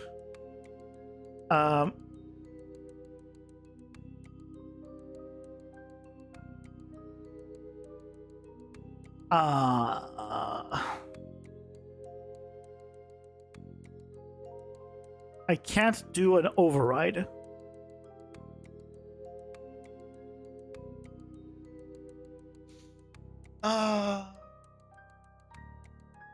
But I need to check if they do I really not have just a multiplier? Oh, I do have attack damage multiplier. Never mind. Whew. Got scared there for a second.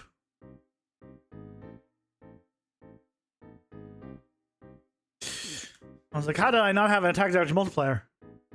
So we need to take it though, and then we need to multiply, because maybe it already is modified.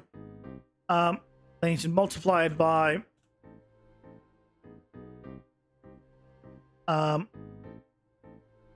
thorns divide by 100 plus 1.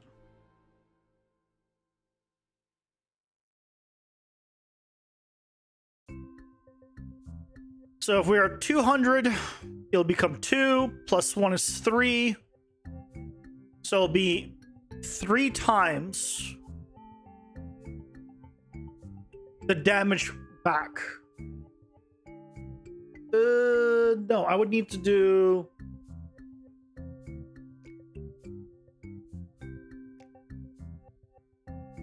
no, so we would want to do just this.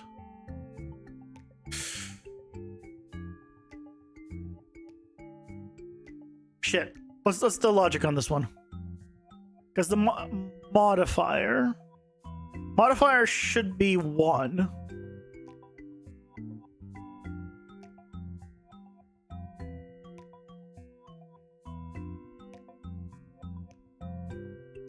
By default, right?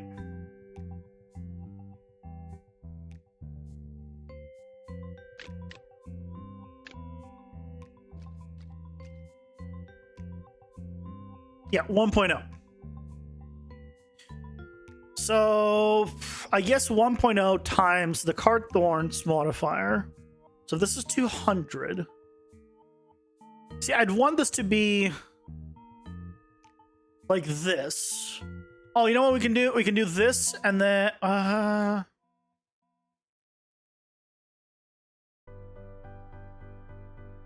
we can check if it's equal to 0. If it's equal to 0, it'll use the original.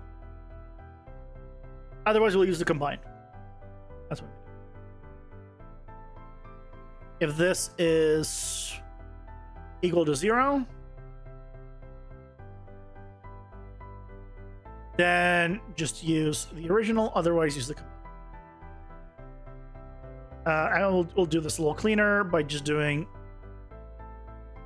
not equal to 0. As long as it's not equal to 0, then we use the combined version. If it is equal to 0, then we use the original. That should take care of that. Okay, so now let's test it. 100. Hit me. Why is there a 15?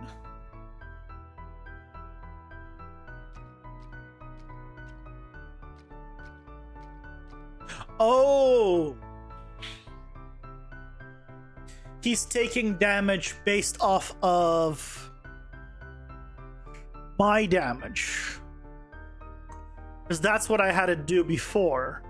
I had it based off of my damage, not his damage, but it should be off of his damage. So realistically then, we shouldn't do this here. We should do this here. As needed. after we calculate the total damage. And then we can do the override. Yeah, let's do that. Let's change this up a little. Let's change this up a little. We'll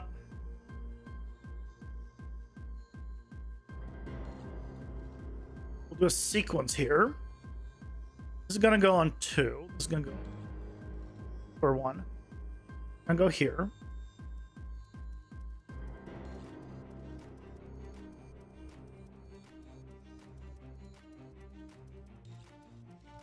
Hey, Stormrun, welcome in. How's it going? Hope you're doing well. Welcome, welcome.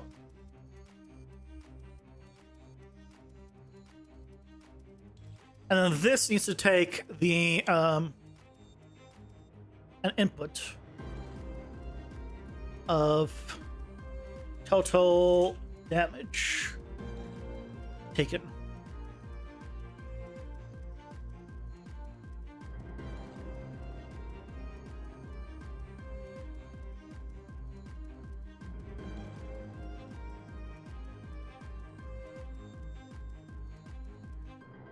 Right, then we take total damage taken. And then we just we don't do any of this. We don't do this anymore. Instead of attack damage modifier, we just do damage override.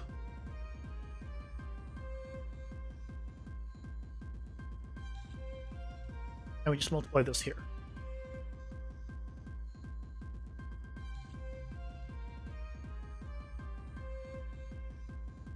Excel. You might have been here earlier, but for some reason your fries took an hour to cook. They must have been really frozen. Fries is good. But here's the question. How did you cook them? Like what? Did you put them in the oven? Did you deep fry them? Shallow fry them? Did you put them in the microwave? Did you sit on them until they defrosted? Air fry is the one option I didn't choose.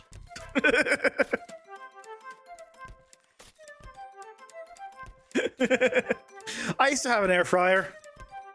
Then it broke. And then I never got a new one. I used to have one when I was in the US. It was nice. It was loud as hell, though. Like, it was a nice air fryer and all. But, man, it was so loud. You clubbed them up too much? Oh, that'll do it. Yeah, they're great. Air fryers are great. There's, like, modern ovens are starting to come with an air fryer options, which is kind of insane because it's awesome. I'll be honest. I don't know how that works on such a large scale, because on a small scale, like, it makes sense. On a large scale, on a full oven, it's like, how do you manage that one? Air fryer oven thing, you can fit a whole large pizza. See what I'm talking about? That's what I mean. Yeah, I like. It's funny. Like, when I was younger, on a slightly related topic, when I was younger, I grew up with gas stoves. And currently in this apartment, I have a gas stove. But electric stoves have gotten so much better as well that I'm like almost tempted that if I ever go to a place that has a gas stove, like if I buy one, maybe I'll convert to electric, just because it's so much easier to clean. I don't clean my stove nearly enough, and it gets way too dirty because it's such a pain to clean. Like, genuinely, that's one of the biggest reasons.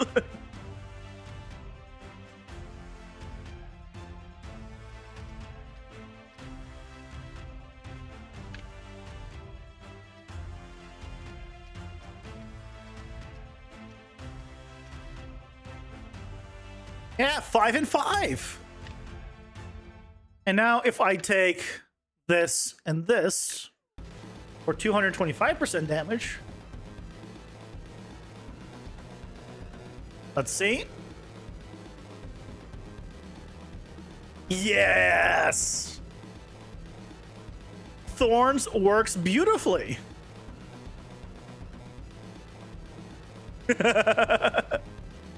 Now, I guess I should still have them take get bloodied as well, because they do take damage. You got an Emerald Lagasse French door air fryer 3. Well, wait, Emerald, as in the guy from Emerald Live from God knows how many years ago? Ah, that's a blast from the past of a name.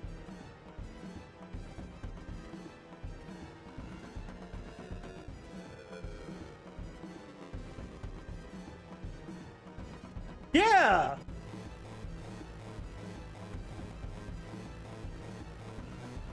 Dude, I grew up when I was a wee lad. This was the food. This is the food channel right here.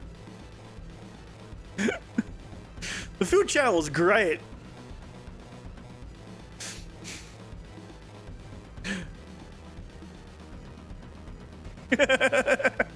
So this is it. This is big, but wait, it's 2 compartments though.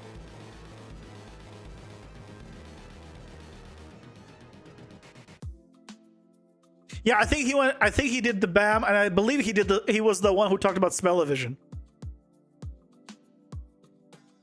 if memory serves.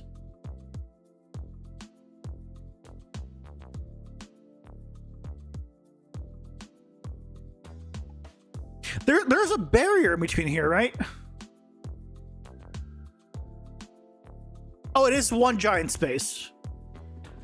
I guess because it has 2, I guess, dishes here.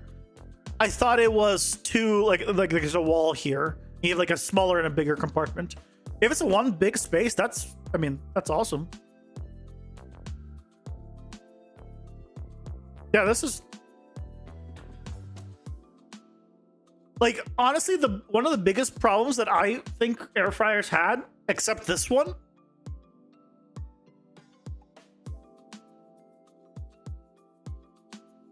you know, like the more quote unquote traditional shape, is just the lack of like flat surface area here, right? There's just not enough space.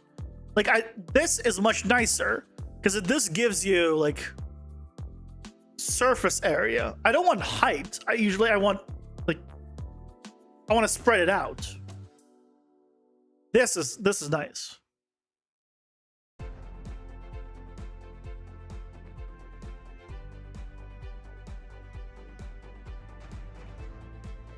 Don't worry, it's magic. It's magic. But yeah, these are also such a pain to clean. This just seems like a good product.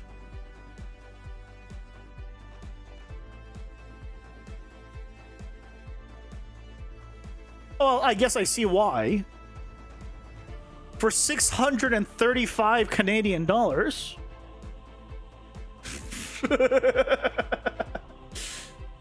I guess for that, I mean, to be fair, air fryers are not cheap.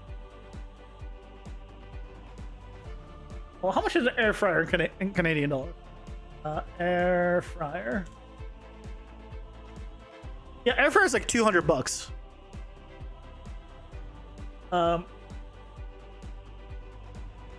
This is the Canadian. This is a little bit more expensive if you want the really nice one, I guess. I mean, genuinely, it does look like a better one, like in terms of like usability, but that price point. Oof. Yeah, 150 USD is a good price. That's about 200 Canadian. You got a good deal.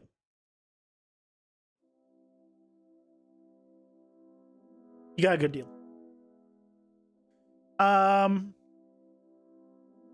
Sweet. Okay, so Thorns is done. Right? It all just works. If we did 50, he should do he should take 2.5 damage back.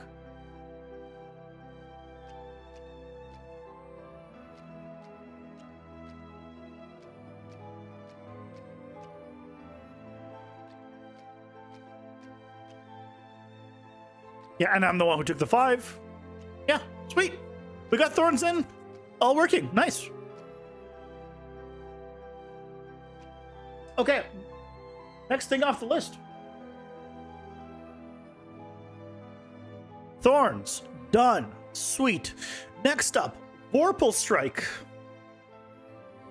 Guaranteed crit every X attacks.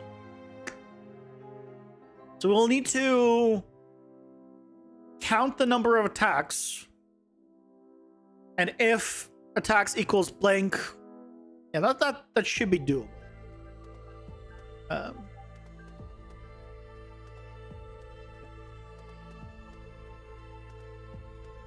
If you're working your grid system, you find it's easier to do what you want with a widget with invisible buttons than to do things in the world when hovered.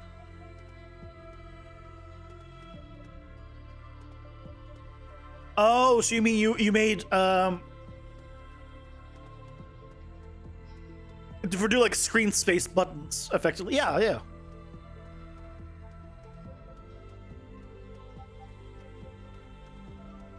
You can do like line traces from the mouse. Absolutely. But if widget works, yeah, why not? Sounds like a good idea to me.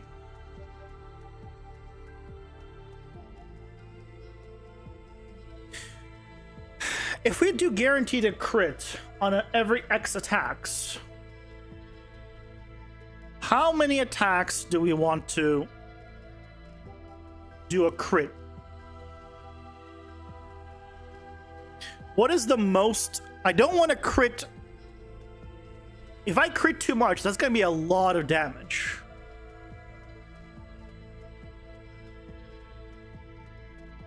First of all, it's going to be unstackable, because this one you can't stack.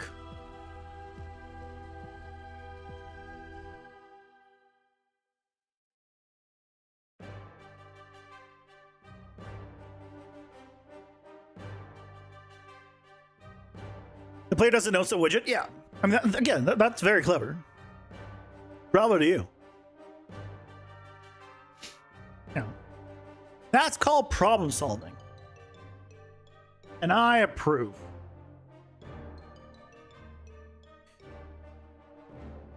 Let's make it so on the best case scenario, you're guaranteed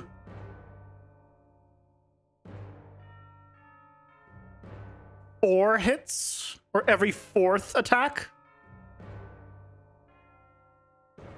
You fairly have a 25% minimum guaranteed crit chance. I don't want to go higher. I feel like going higher than that would be dangerous. Being you mouse, you can't draw like that. It's either too sensitive or slow. There's a DPI button in your mouse itself, but all 6 settings are weird. I've never used a DPI, personally. What DPI settings do you use for your mouse, out of curiosity? I use 3000 for my DPI. That's always been like around where I've been for 3000. The way I judge if the mouse sensitivity is good enough for me to be happy is if I move my wrist to the left and move my wrist to the right, I should be able to go between the leftmost of the left monitor to the rightmost of the right monitor. I don't do this whole move arm thing. No, I just use the wrist.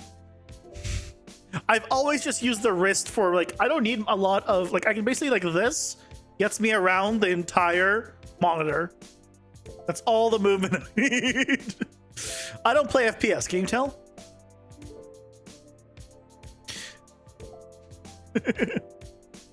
That's how you like mine? You keep your hand pretty firm? Small motion does more? Yeah.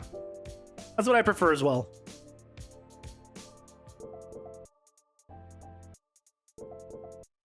Let's do 10. No. If this is 4,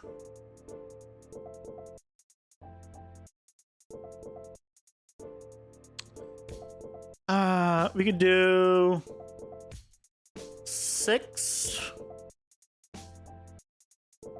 8, 10. This would guarantee you. This would give you a 10% is a very high, because if we look at our current numbers, we have a crit chance up. Crit chance up gives 5, 10, 15. So I don't want to go that high on here, because that's just going to make the other one just pointless. So unless we increase the crit chance of this one, 25% crit chance up is pretty good. Oh, but it's also stacks, so you could have a higher chance if you stack this. So theoretically, you could have a 75% from here. So I guess it's fine. That's fine. You don't know if it's your mouse, Unreal, or your PC, but when you're trying to drag across a lot of nodes or hold the mouse for a while, it loses focus, like you clicked off your selection. That's a mouse. That's you need a new mouse basically, or clean your mouse to see if that helps. Basically, your mouse is double clicking. I've had that happen. A lot of times, my middle mouse button is the thing that gets that breaks first. Usually around a year mark, my middle mouse will stop working properly because I scroll. Like when I scroll, I click and drag. Terrible example here, right? But like I click and drag. Like if there's a scroll, that's how I scroll. I don't scroll with a scroll wheel. I do here.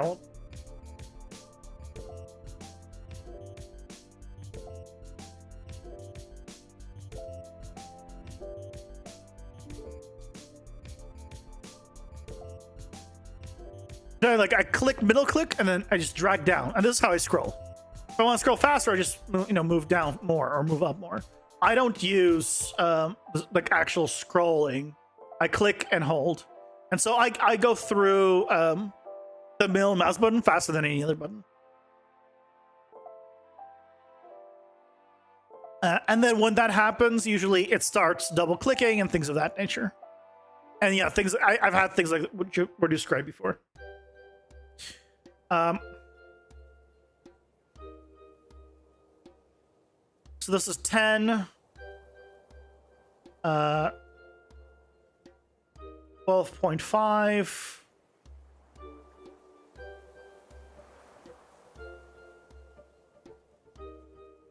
16. Here. Pausing for ads. 0.6, and then 25, obviously.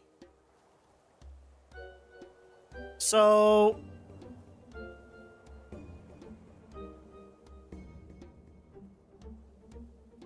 the jump here, right, is much bigger than here. But I think that's fine. I think that's fine. Oh, okay. I ran out of my main drink, so I'm gonna grab the Starburst flavor sparkling ice, and we'll do a first review of it. I've never tried this. Let's see how it is. Be right back.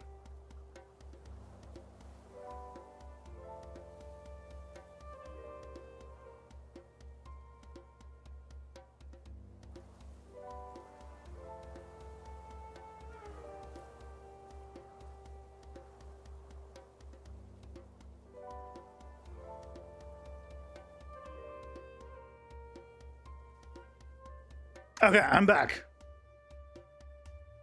After the ads are done, we'll try this sparkling ice strawberry starburst. It has infinitely more calories than the other one, than the one I usually drink. Literally infinitely more. That was like 10 seconds. Yeah. I'm behind me is the kitchen. You could see the kitchen right behind me. It doesn't take long for me to go grab something from the fridge.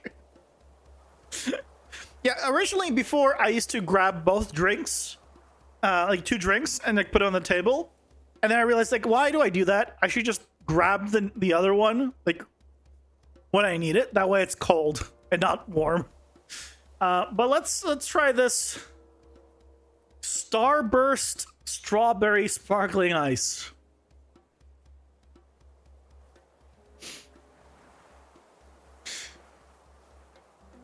What is it? Or, sorry, phrase. It is a phrase. You want a little train that brings you drinks from your fridge? I want a little cat that brings me drinks from my fridge.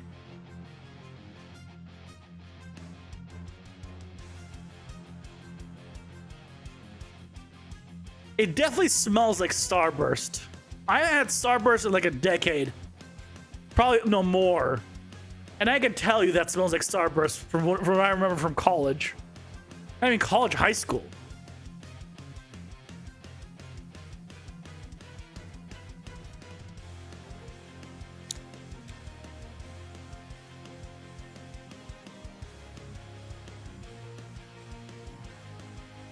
It tastes like Starburst. I don't want it to taste like Starburst. It's too sweet for what I want. But it literally, like, I haven't had Starburst, right, in over a decade. Far more than that. And if you told me, like, to close my eyes and they blend it up into a drink's Starburst, I would believe them.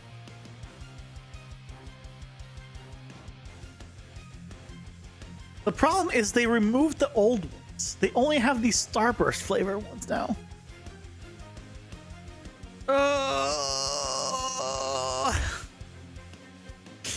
The original ones are sold out everywhere.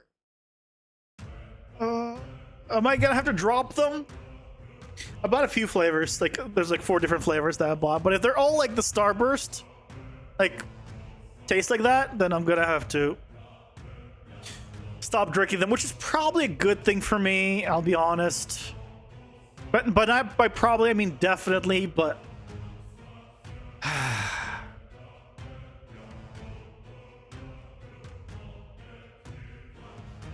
damn it.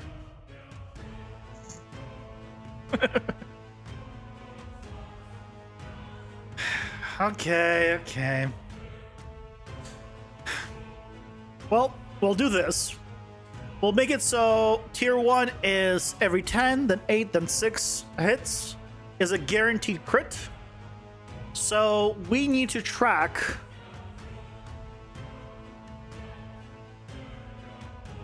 how many hits have been.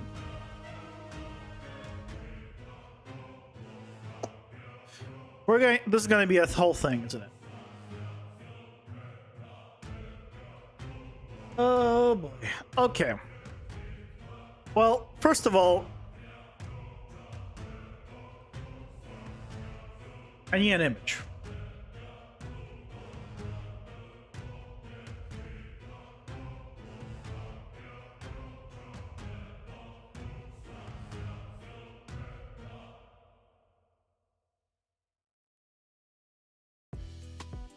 One more thing about this mouse you don't like, it has 2 buttons on the side where your thumb goes. They're way too sensitive. You go back to your browser all the time. Oh, I have mine are near the back button. I have the Corsair Scimitar.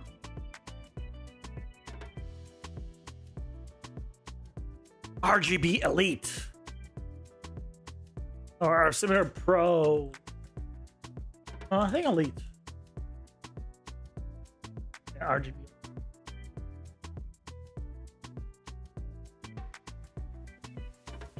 I have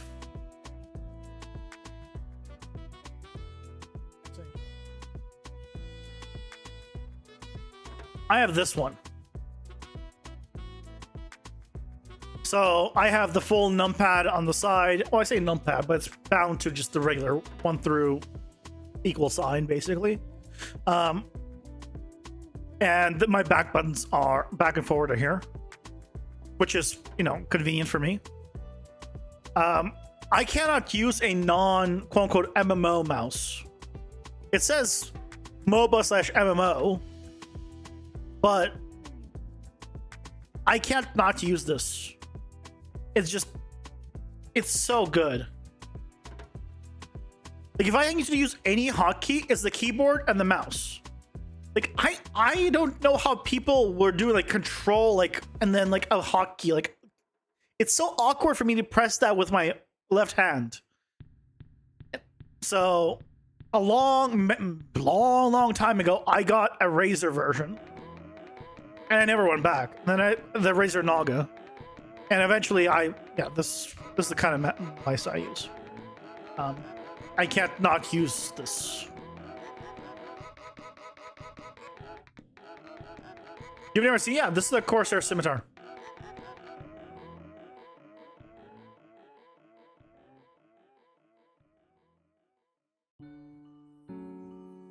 It's 95 Canadian. This Canadian. So I think it's like $70 US. So it's not a cheap mouse. But yeah. Forward, back, you can program whatever you want. I just put the full numbers on them. This is basically the mouse. Yeah. There it is. There it is. There's the super nice for any kind of hotkeys, especially for games. Absolutely great.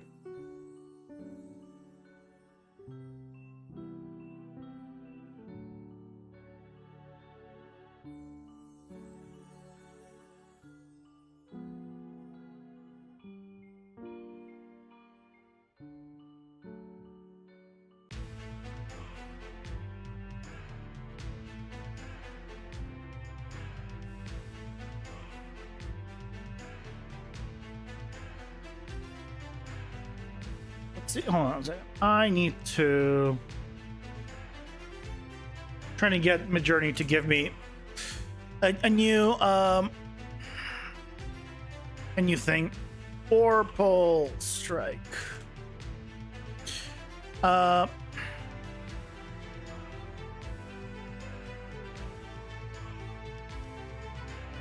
this drop down always been here? Am I just noticing this drop down now? Or is that new in like 5.6?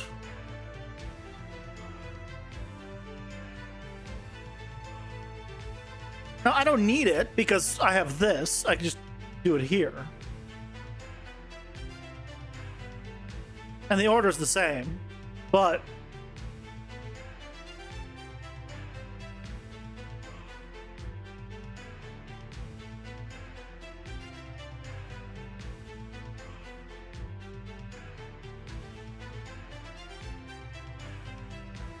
because I could just do this now.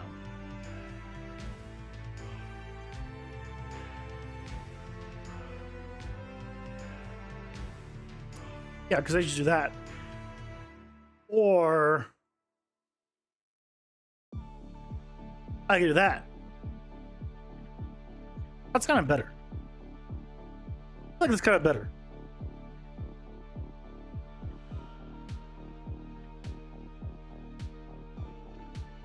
Thinking of saving up and getting this 100-inch 8K TV for 2,500 USD. 100-inch TV. I mean, if you're gonna use it and you're gonna enjoy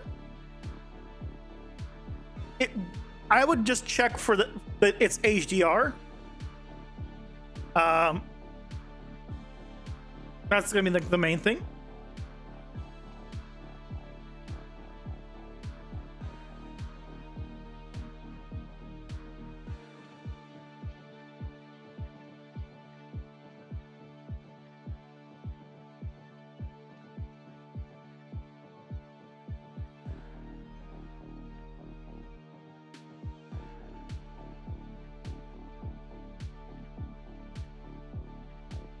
Because if you're gonna pay that much money, I feel like you need to have HDR. Okay. Description. Guaranteed crit every variable attacks. The attacks we just said were 10, 8, 6, 4. Mini LEDs, whatever that means, new tech. Yeah, I'm not talking about that. I'm more talking about HDR because high dynamic range. Because if you're gonna paying for like a big, large TV, like you'd want it to look good, and you might as well, if you're gonna be using that, you might as well, make use of like a high dynamic range TV.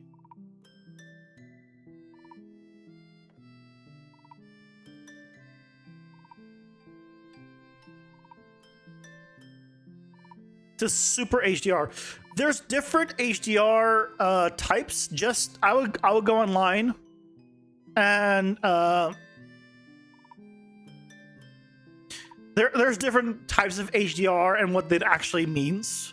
And different HDR types are like good at this, bad at this. So I would look into it because there's like better ones and worse ones. I don't know enough. I just know there is. I don't remember which one's which because I don't have a TV in general.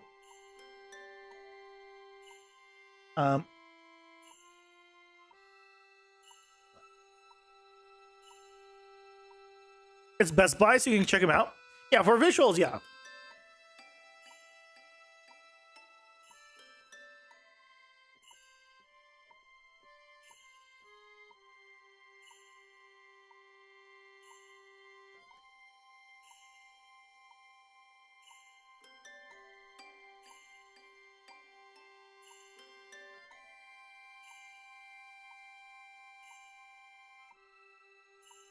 I'm saving the image.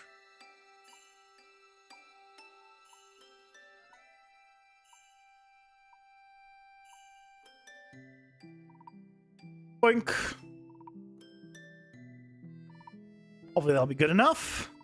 We don't want to show decimal points. We don't need variable 2. It is going to be unstackable. Oh yeah, I was saying we should add a or a keyword. Probably later.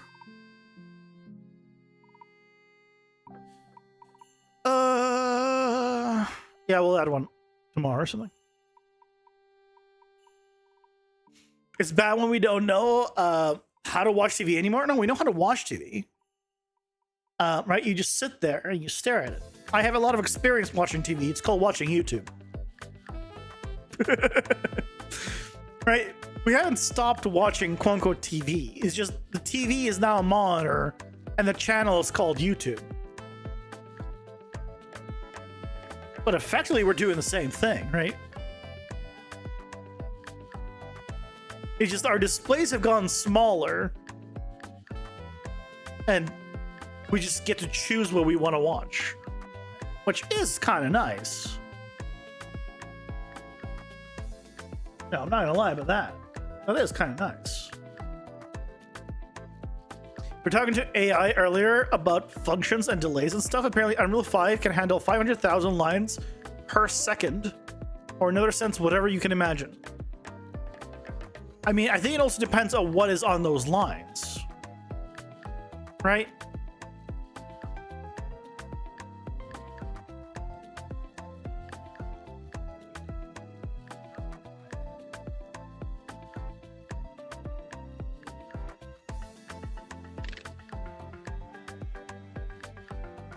There's our vorpal strike. Look at that.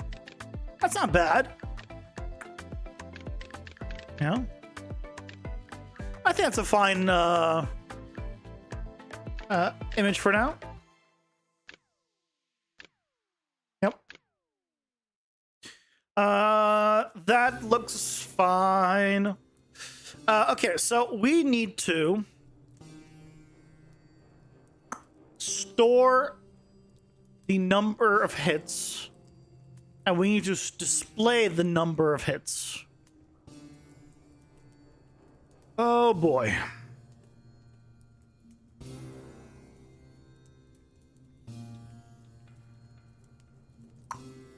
This is going to be a whole pain in the ass, isn't it? Oh, it definitely is. Said if you spawn things, it may hinder on lower end machines. I mean, of course.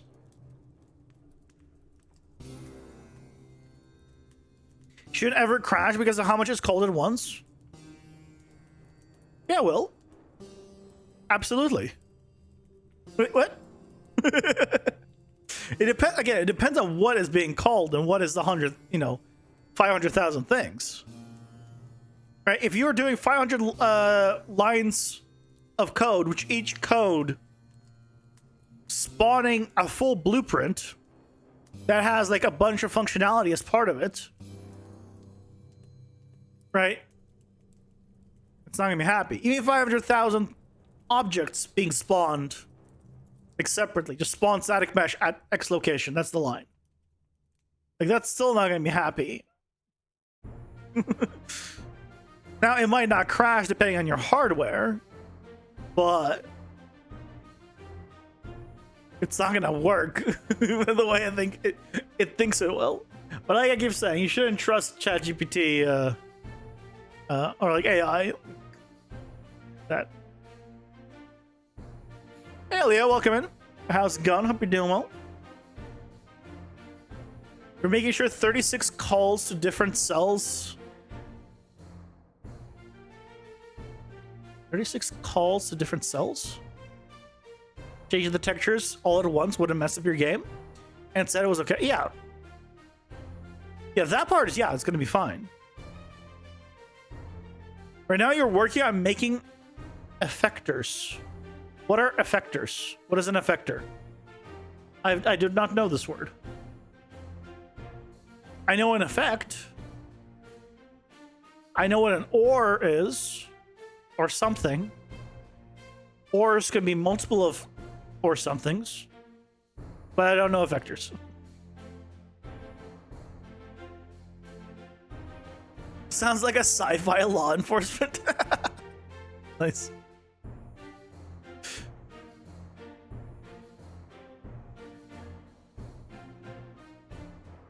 Next, I would be making gameplay abilities.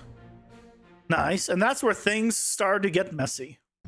I will say, right, if I didn't before I made a stacking power-up system, most of these variables did not need to exist. Anything that only has one variable does not need to exist. When I had only before I had stacking power-ups, I didn't need to have 90% of these variables. As soon as I had stacking power-ups, that's when things went bad.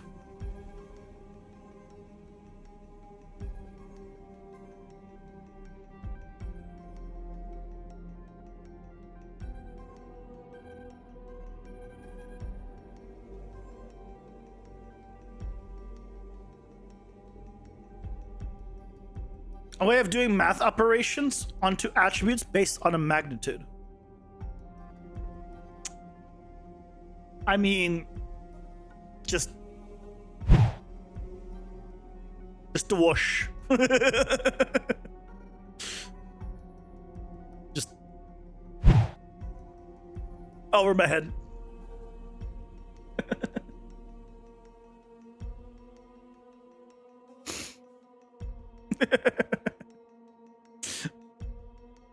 I'll be honest, just over my head.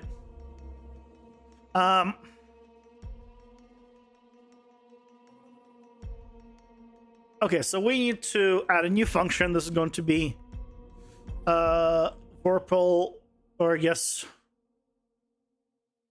it's Vorpal Strike.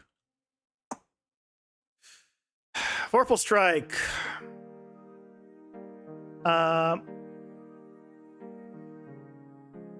Get character reference.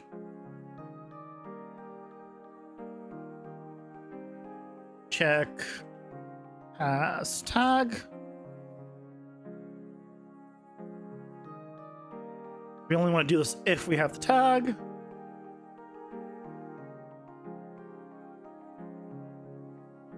Simplest example. You deal burning damage to target. The deal burning damage part is the effector applying damage to a health attribute. And so it's just the source. Yeah, it's just so it's an object or an actor or yeah, it's just an actor. Okay. I can understand actor.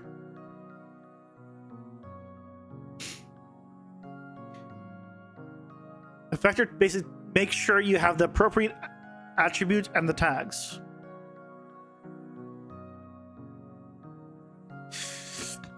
Carry on. Well, if it's in the world, it's an actor. If it's in the level, it's an actor. Right? Unless you're talking about just a variable, an object reference.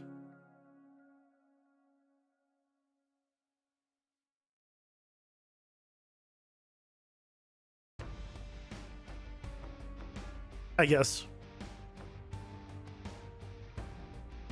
It's a purple strike. Just regular.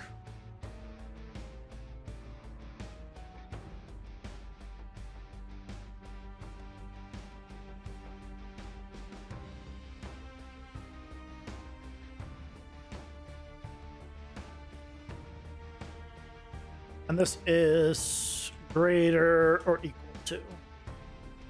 That'll solve a lot of problems.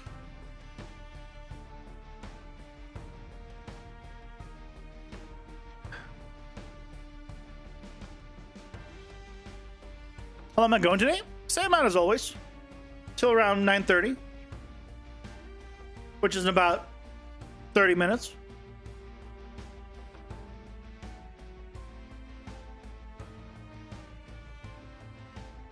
God. I'm so disappointed in the Starburst thing. Why do they have to start bringing this? Hopefully the other flavors are better. They taste like Starburst, but I don't want to taste it like Starburst. I don't want to drink Starburst.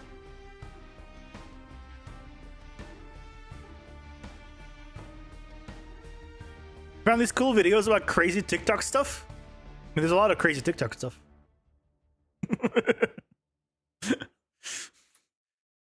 You've dived into an interesting rabbit hole.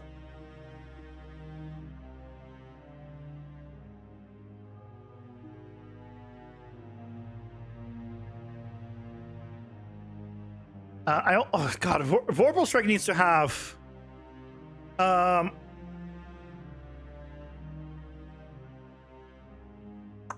even more.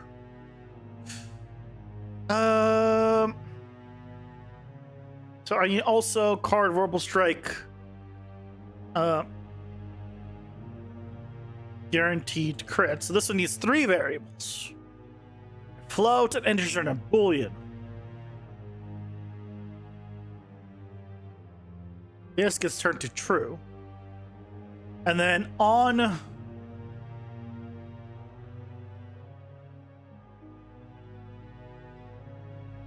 and then otherwise it gets turned to false here and here. Actually, here it doesn't matter. Don't do anything. Just do it false here. So I guess this true false also doesn't matter. I just do this.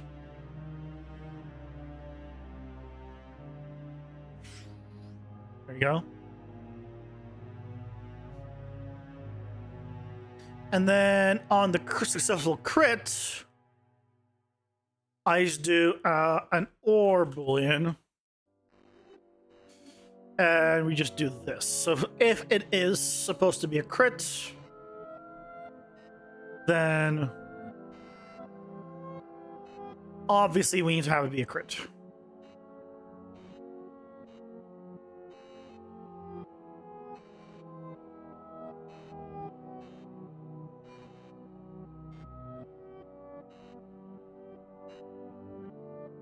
Oh yeah, you told me about that. about that, Stormrun. I remember. Another explanation, effectors can take on different durations. Right now you have instant, infinite, interval, duration, and temporary. Each doing slightly different things. I mean, it's one of those things that I think I just need a visual. Yeah, he did. It wasn't like somewhat. It wasn't that recent, but I remember it. At some point, like a few months ago, I think that was the case.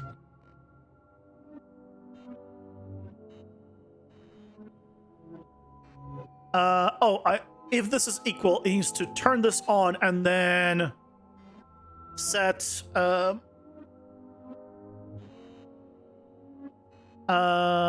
if we need to check if this is greater than.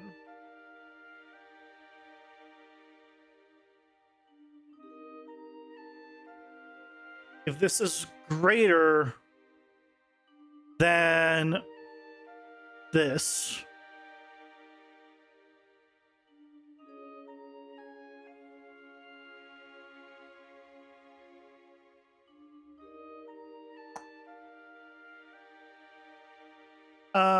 If it's greater, then we need to set the attack count to 1. Otherwise, we continue.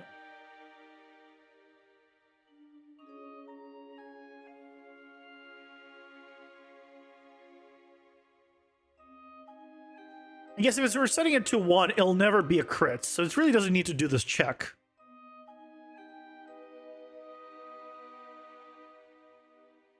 Because I'll never have it be 100%.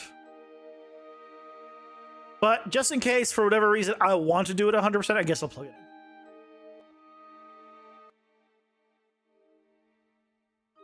in. You wonder if you can make said visual variants. It's all good, Leo. It's all good. If you use Mixamo for anything, you would get whatever characters you may want for the future, all animated downloads.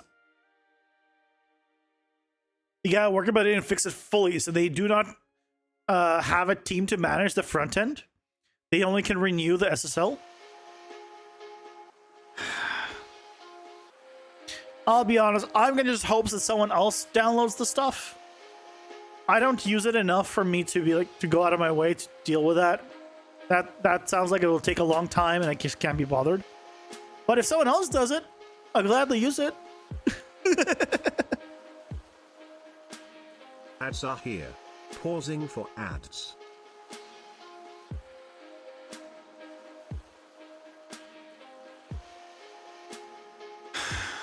So this is Vorpal Strike, but we also need to do... We need to add the icon. And the whole icon front is going to be such a pain in the ass.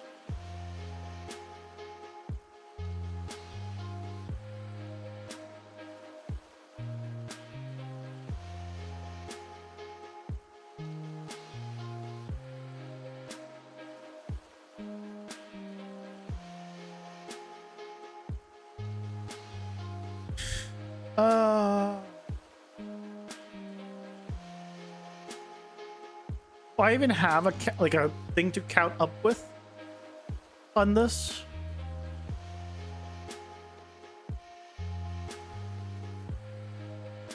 I don't think I even have a setup where just it increments up. It just stays, but it increments up. I think I'm gonna need a new system again here.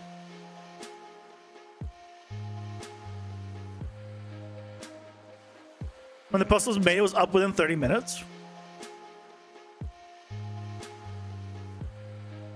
I don't know if the post then had any effect against the 30 minutes. I imagine they were already working on something beforehand, before that post started then. Because for them to have seen it, they're not going to see it right away, right? For it to get enough traction, they have to see it. Then they have to do something about it. then yeah. So I doubt it did, but you never know, maybe. TV has AI in the name. Oh yeah. That's everything has AI in the name because they're stupid. This is the new buzzword, and I put AI in everything.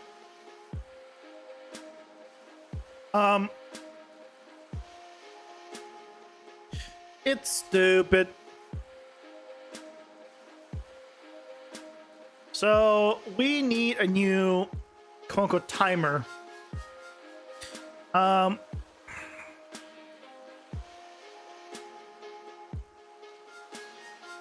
And basically the new one is going to be just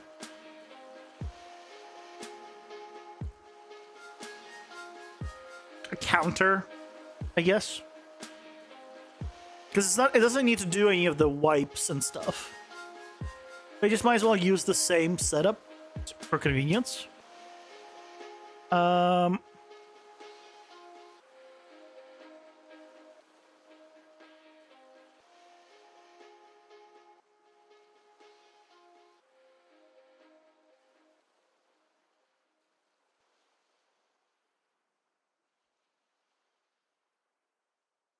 So we want another one. This is going to be just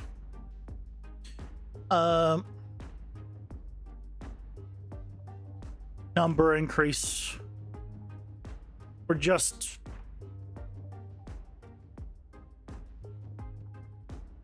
number change.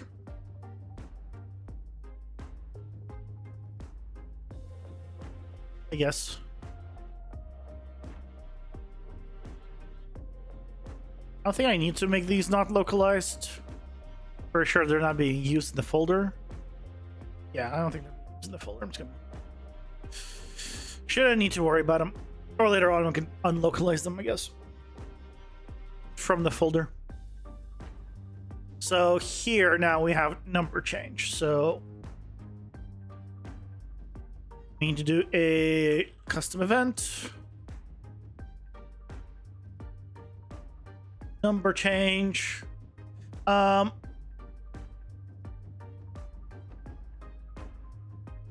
don't even need this as a thing.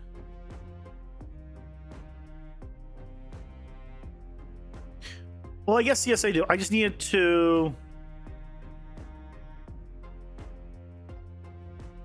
number change initialize. So I needed to do set the right things to be displayed or not displayed. Because we have set number text. Already. So here we need to do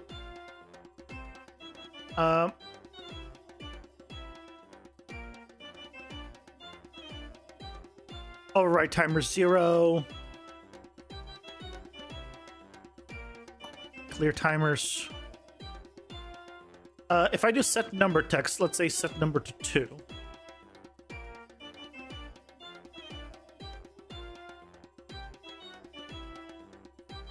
Let's do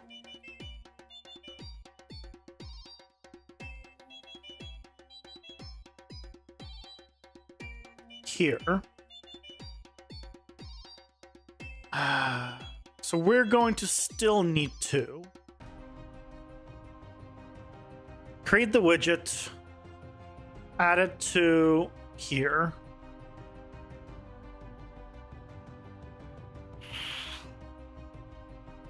Only if it's not created. Or pull strike reference.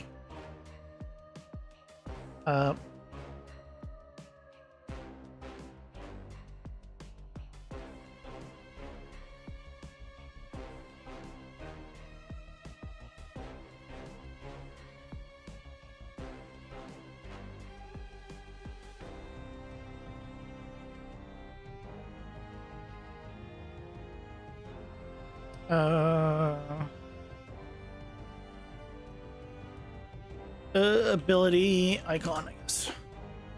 So this goes in here, this goes in here. Well, I guess this only needs to happen if it's not valid, right? So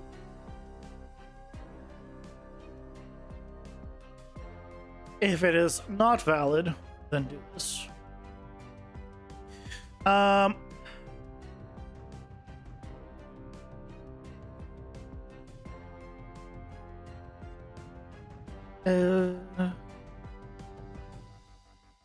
don't need the owning player in this case.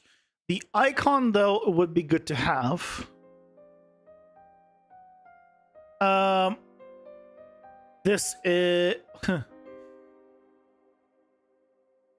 I have a V? I'm still using... I don't. I don't have anything with V.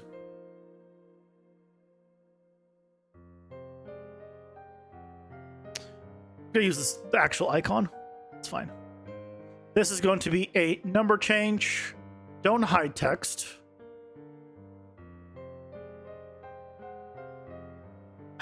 And now, on the player, let's do a test.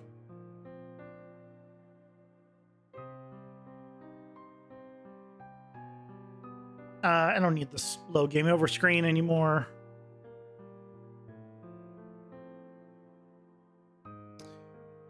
Gotta love it when... Why won't it delete? Come on, Unreal.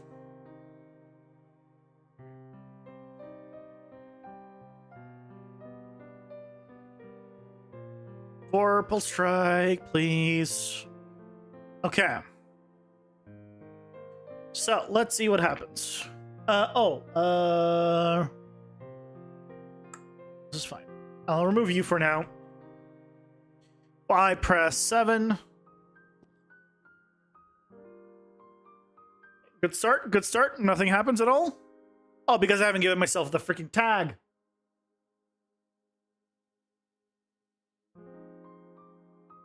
Okay, say I skipped a few steps before, because I skipped a few steps again.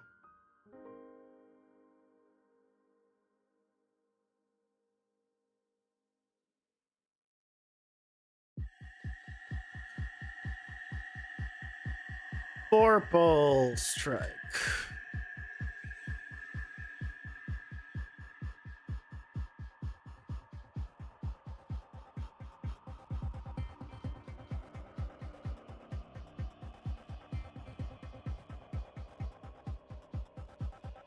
Oh, this one already has it. Great.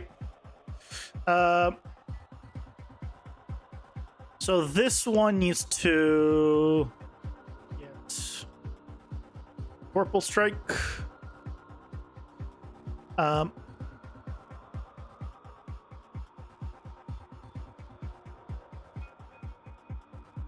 And then set purple strike.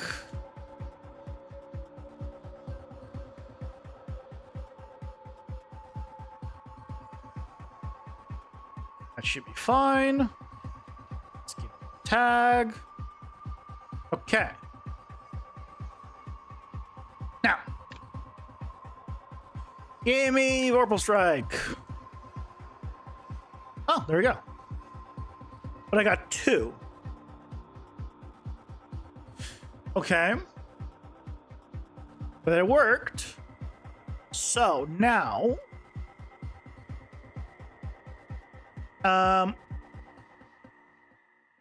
here,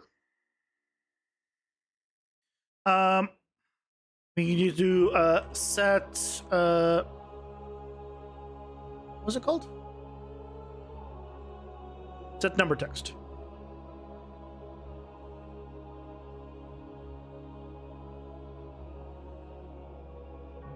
There it is.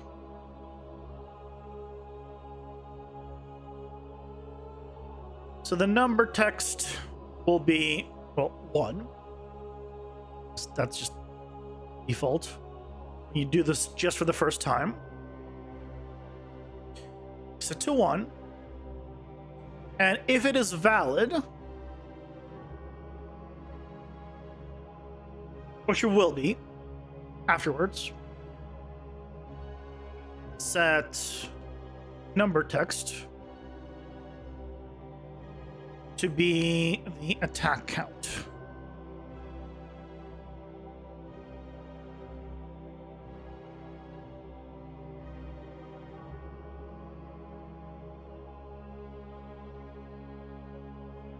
So now, 7. Give it to me. Okay. 7. 2. Why is it 2 again? 6. 1, 2, 3, 4, 5, 6. 1, 2, 3. Okay, so it's going correctly here. Why do we start at 2?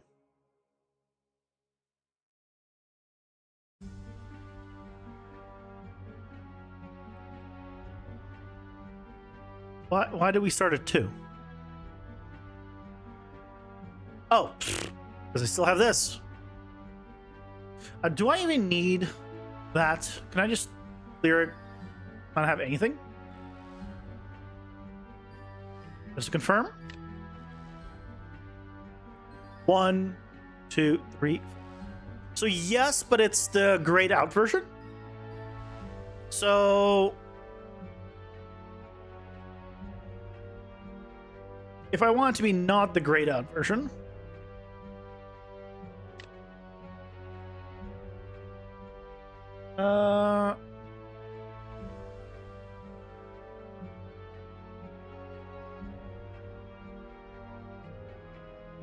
set cooldown wipe.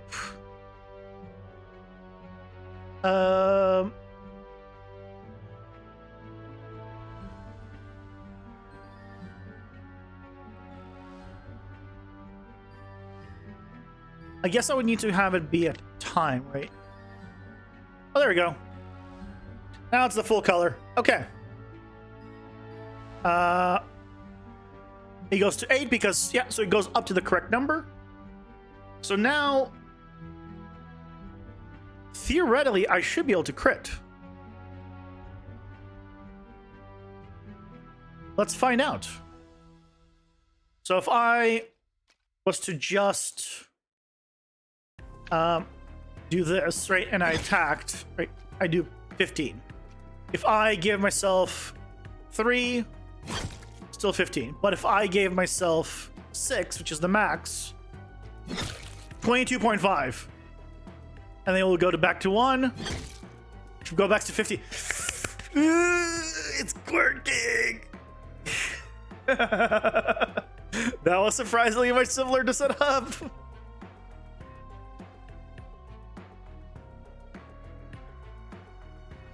That was surprisingly much simpler than a setup than I thought.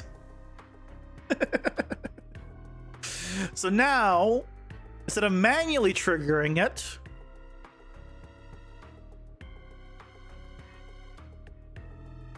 right here, this needs to go onto the attack, and this needs to happen before the damage is dealt.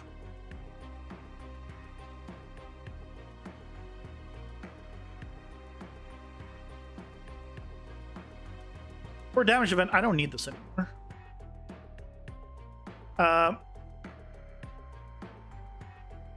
can go away as well. So we need this when we attack, really.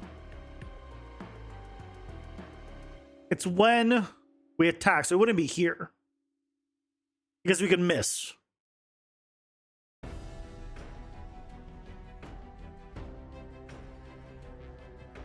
On execute attack.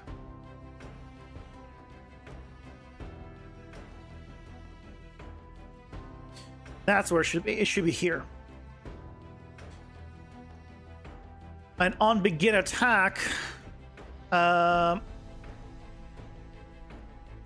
is really where it should be. Now, I just want to make sure that The other on begin attacks that I'm using still have the parent function thing attached to it.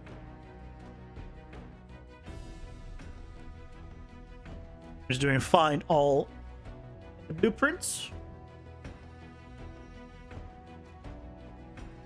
This one, obviously here, and then this one. Ah, yep, good thing I checked, but I'm not actually even using it.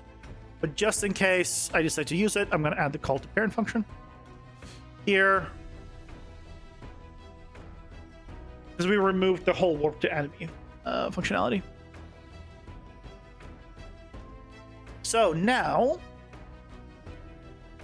let's see it. So if I just attack normally, nothing happens. If I gave myself Vorpal Strike, attack. Why is it twice? It happens because it happens multiple times per tick.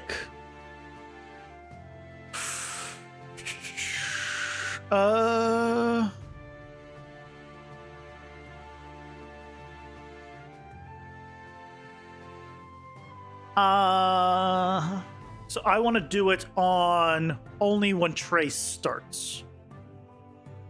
Or,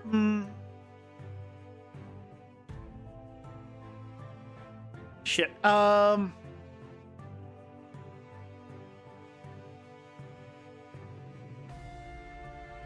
Here's what we can do. We can do a sequence.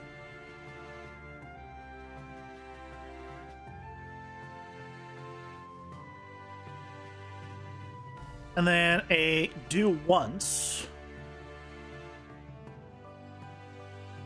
I believe I'm already using a do once somewhere else that I'm clearing up, right? Hopefully.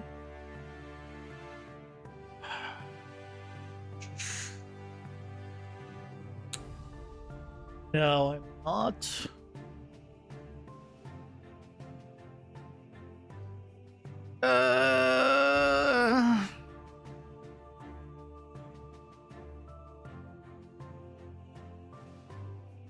I can't do it just on true. Or just on false.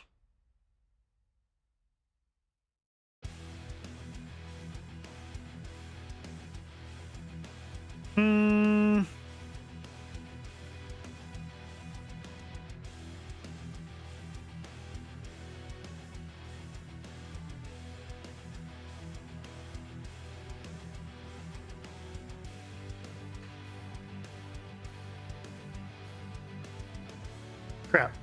What's the best way of doing this? What's the best way of doing this?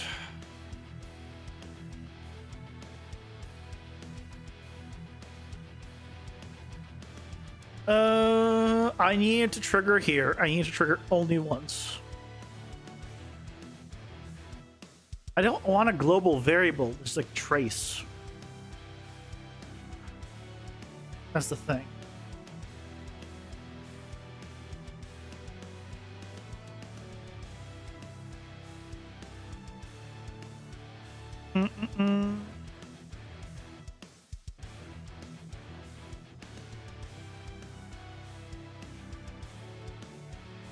Boop, boop, boop.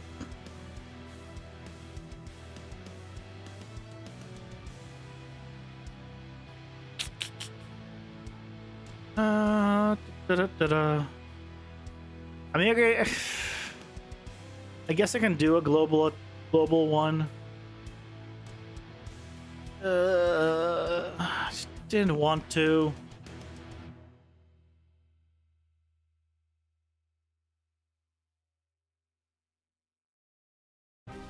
We do global one.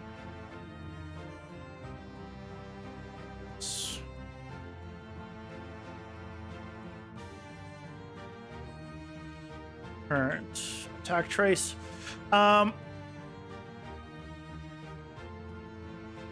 mean, I'll definitely clean up some things if I do that. At the very least, some positives.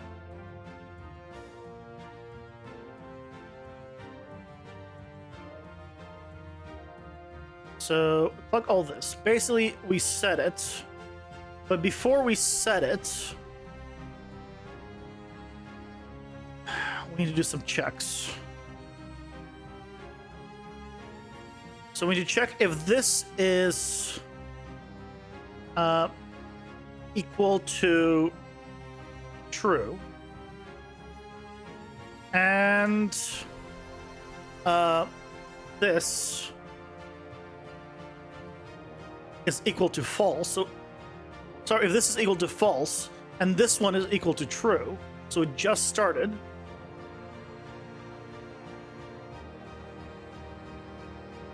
I guess I just do. No,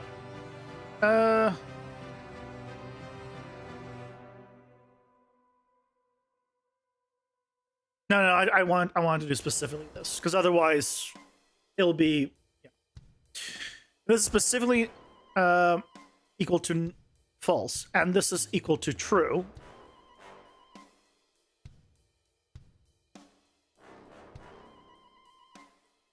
Then trigger the Vorpal Strike, because this is only going to happen then once.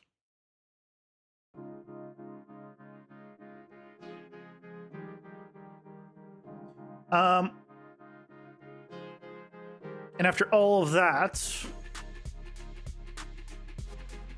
I want to set the current attack trace with whatever it is.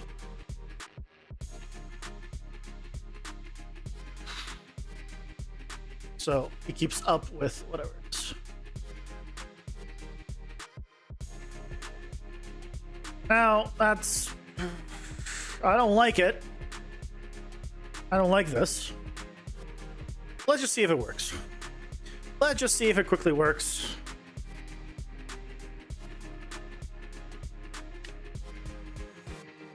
One, 2, 3, 4, 5, 15, 22.5 was the sixth hit.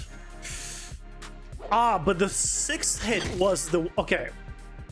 Slight modification that I need to do, but otherwise it's perfect. When it goes to 1, I don't need to do this check.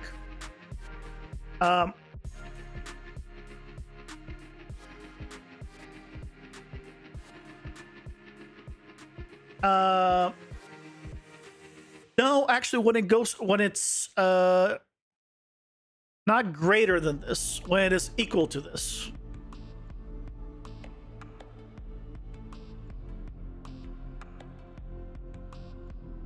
It will go to 0.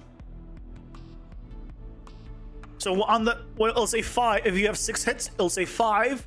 You'll do the 6th hit, it'll do the crit, and then it'll say 0, basically.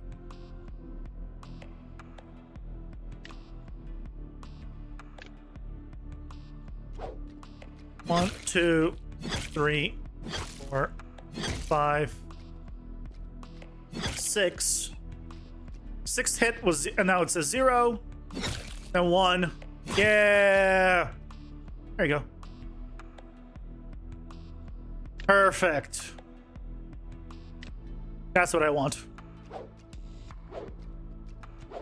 So if you know, so now you know it's every 6th. So you have 5. You had 5 stacks. Next hit.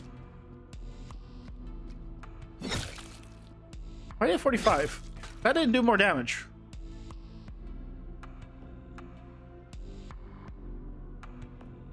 Oh.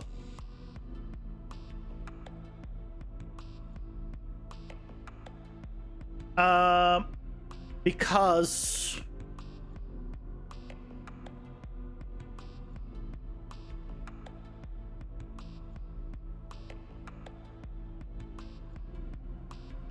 that. Because that. There we go. That should fix it. That should fix it. Right. So we go to 5, and then this next one's gonna crit. 67.5. Yeah. Yay, it works. Beautiful. It's great. Did it just in time. I didn't think we were gonna get this one done today. I thought we were gonna need to go into tomorrow. I'm marking that off. Done. Hell yeah. That's your Walmart chat guy's name that help you cancel your order? What? Why'd you paste it in the chat?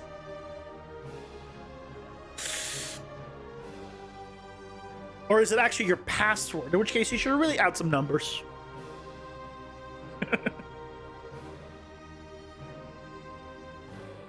God. This is good. This is genuinely gonna make me not like sparkling ice.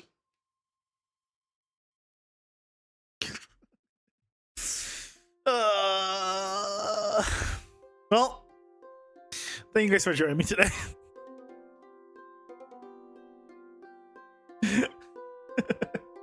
We got two abilities left. Two abilities left to do. We have slowing enemy projectiles left, and the multi-directional projectiles, which should be pretty cool. So, yep. I'll set those up tomorrow.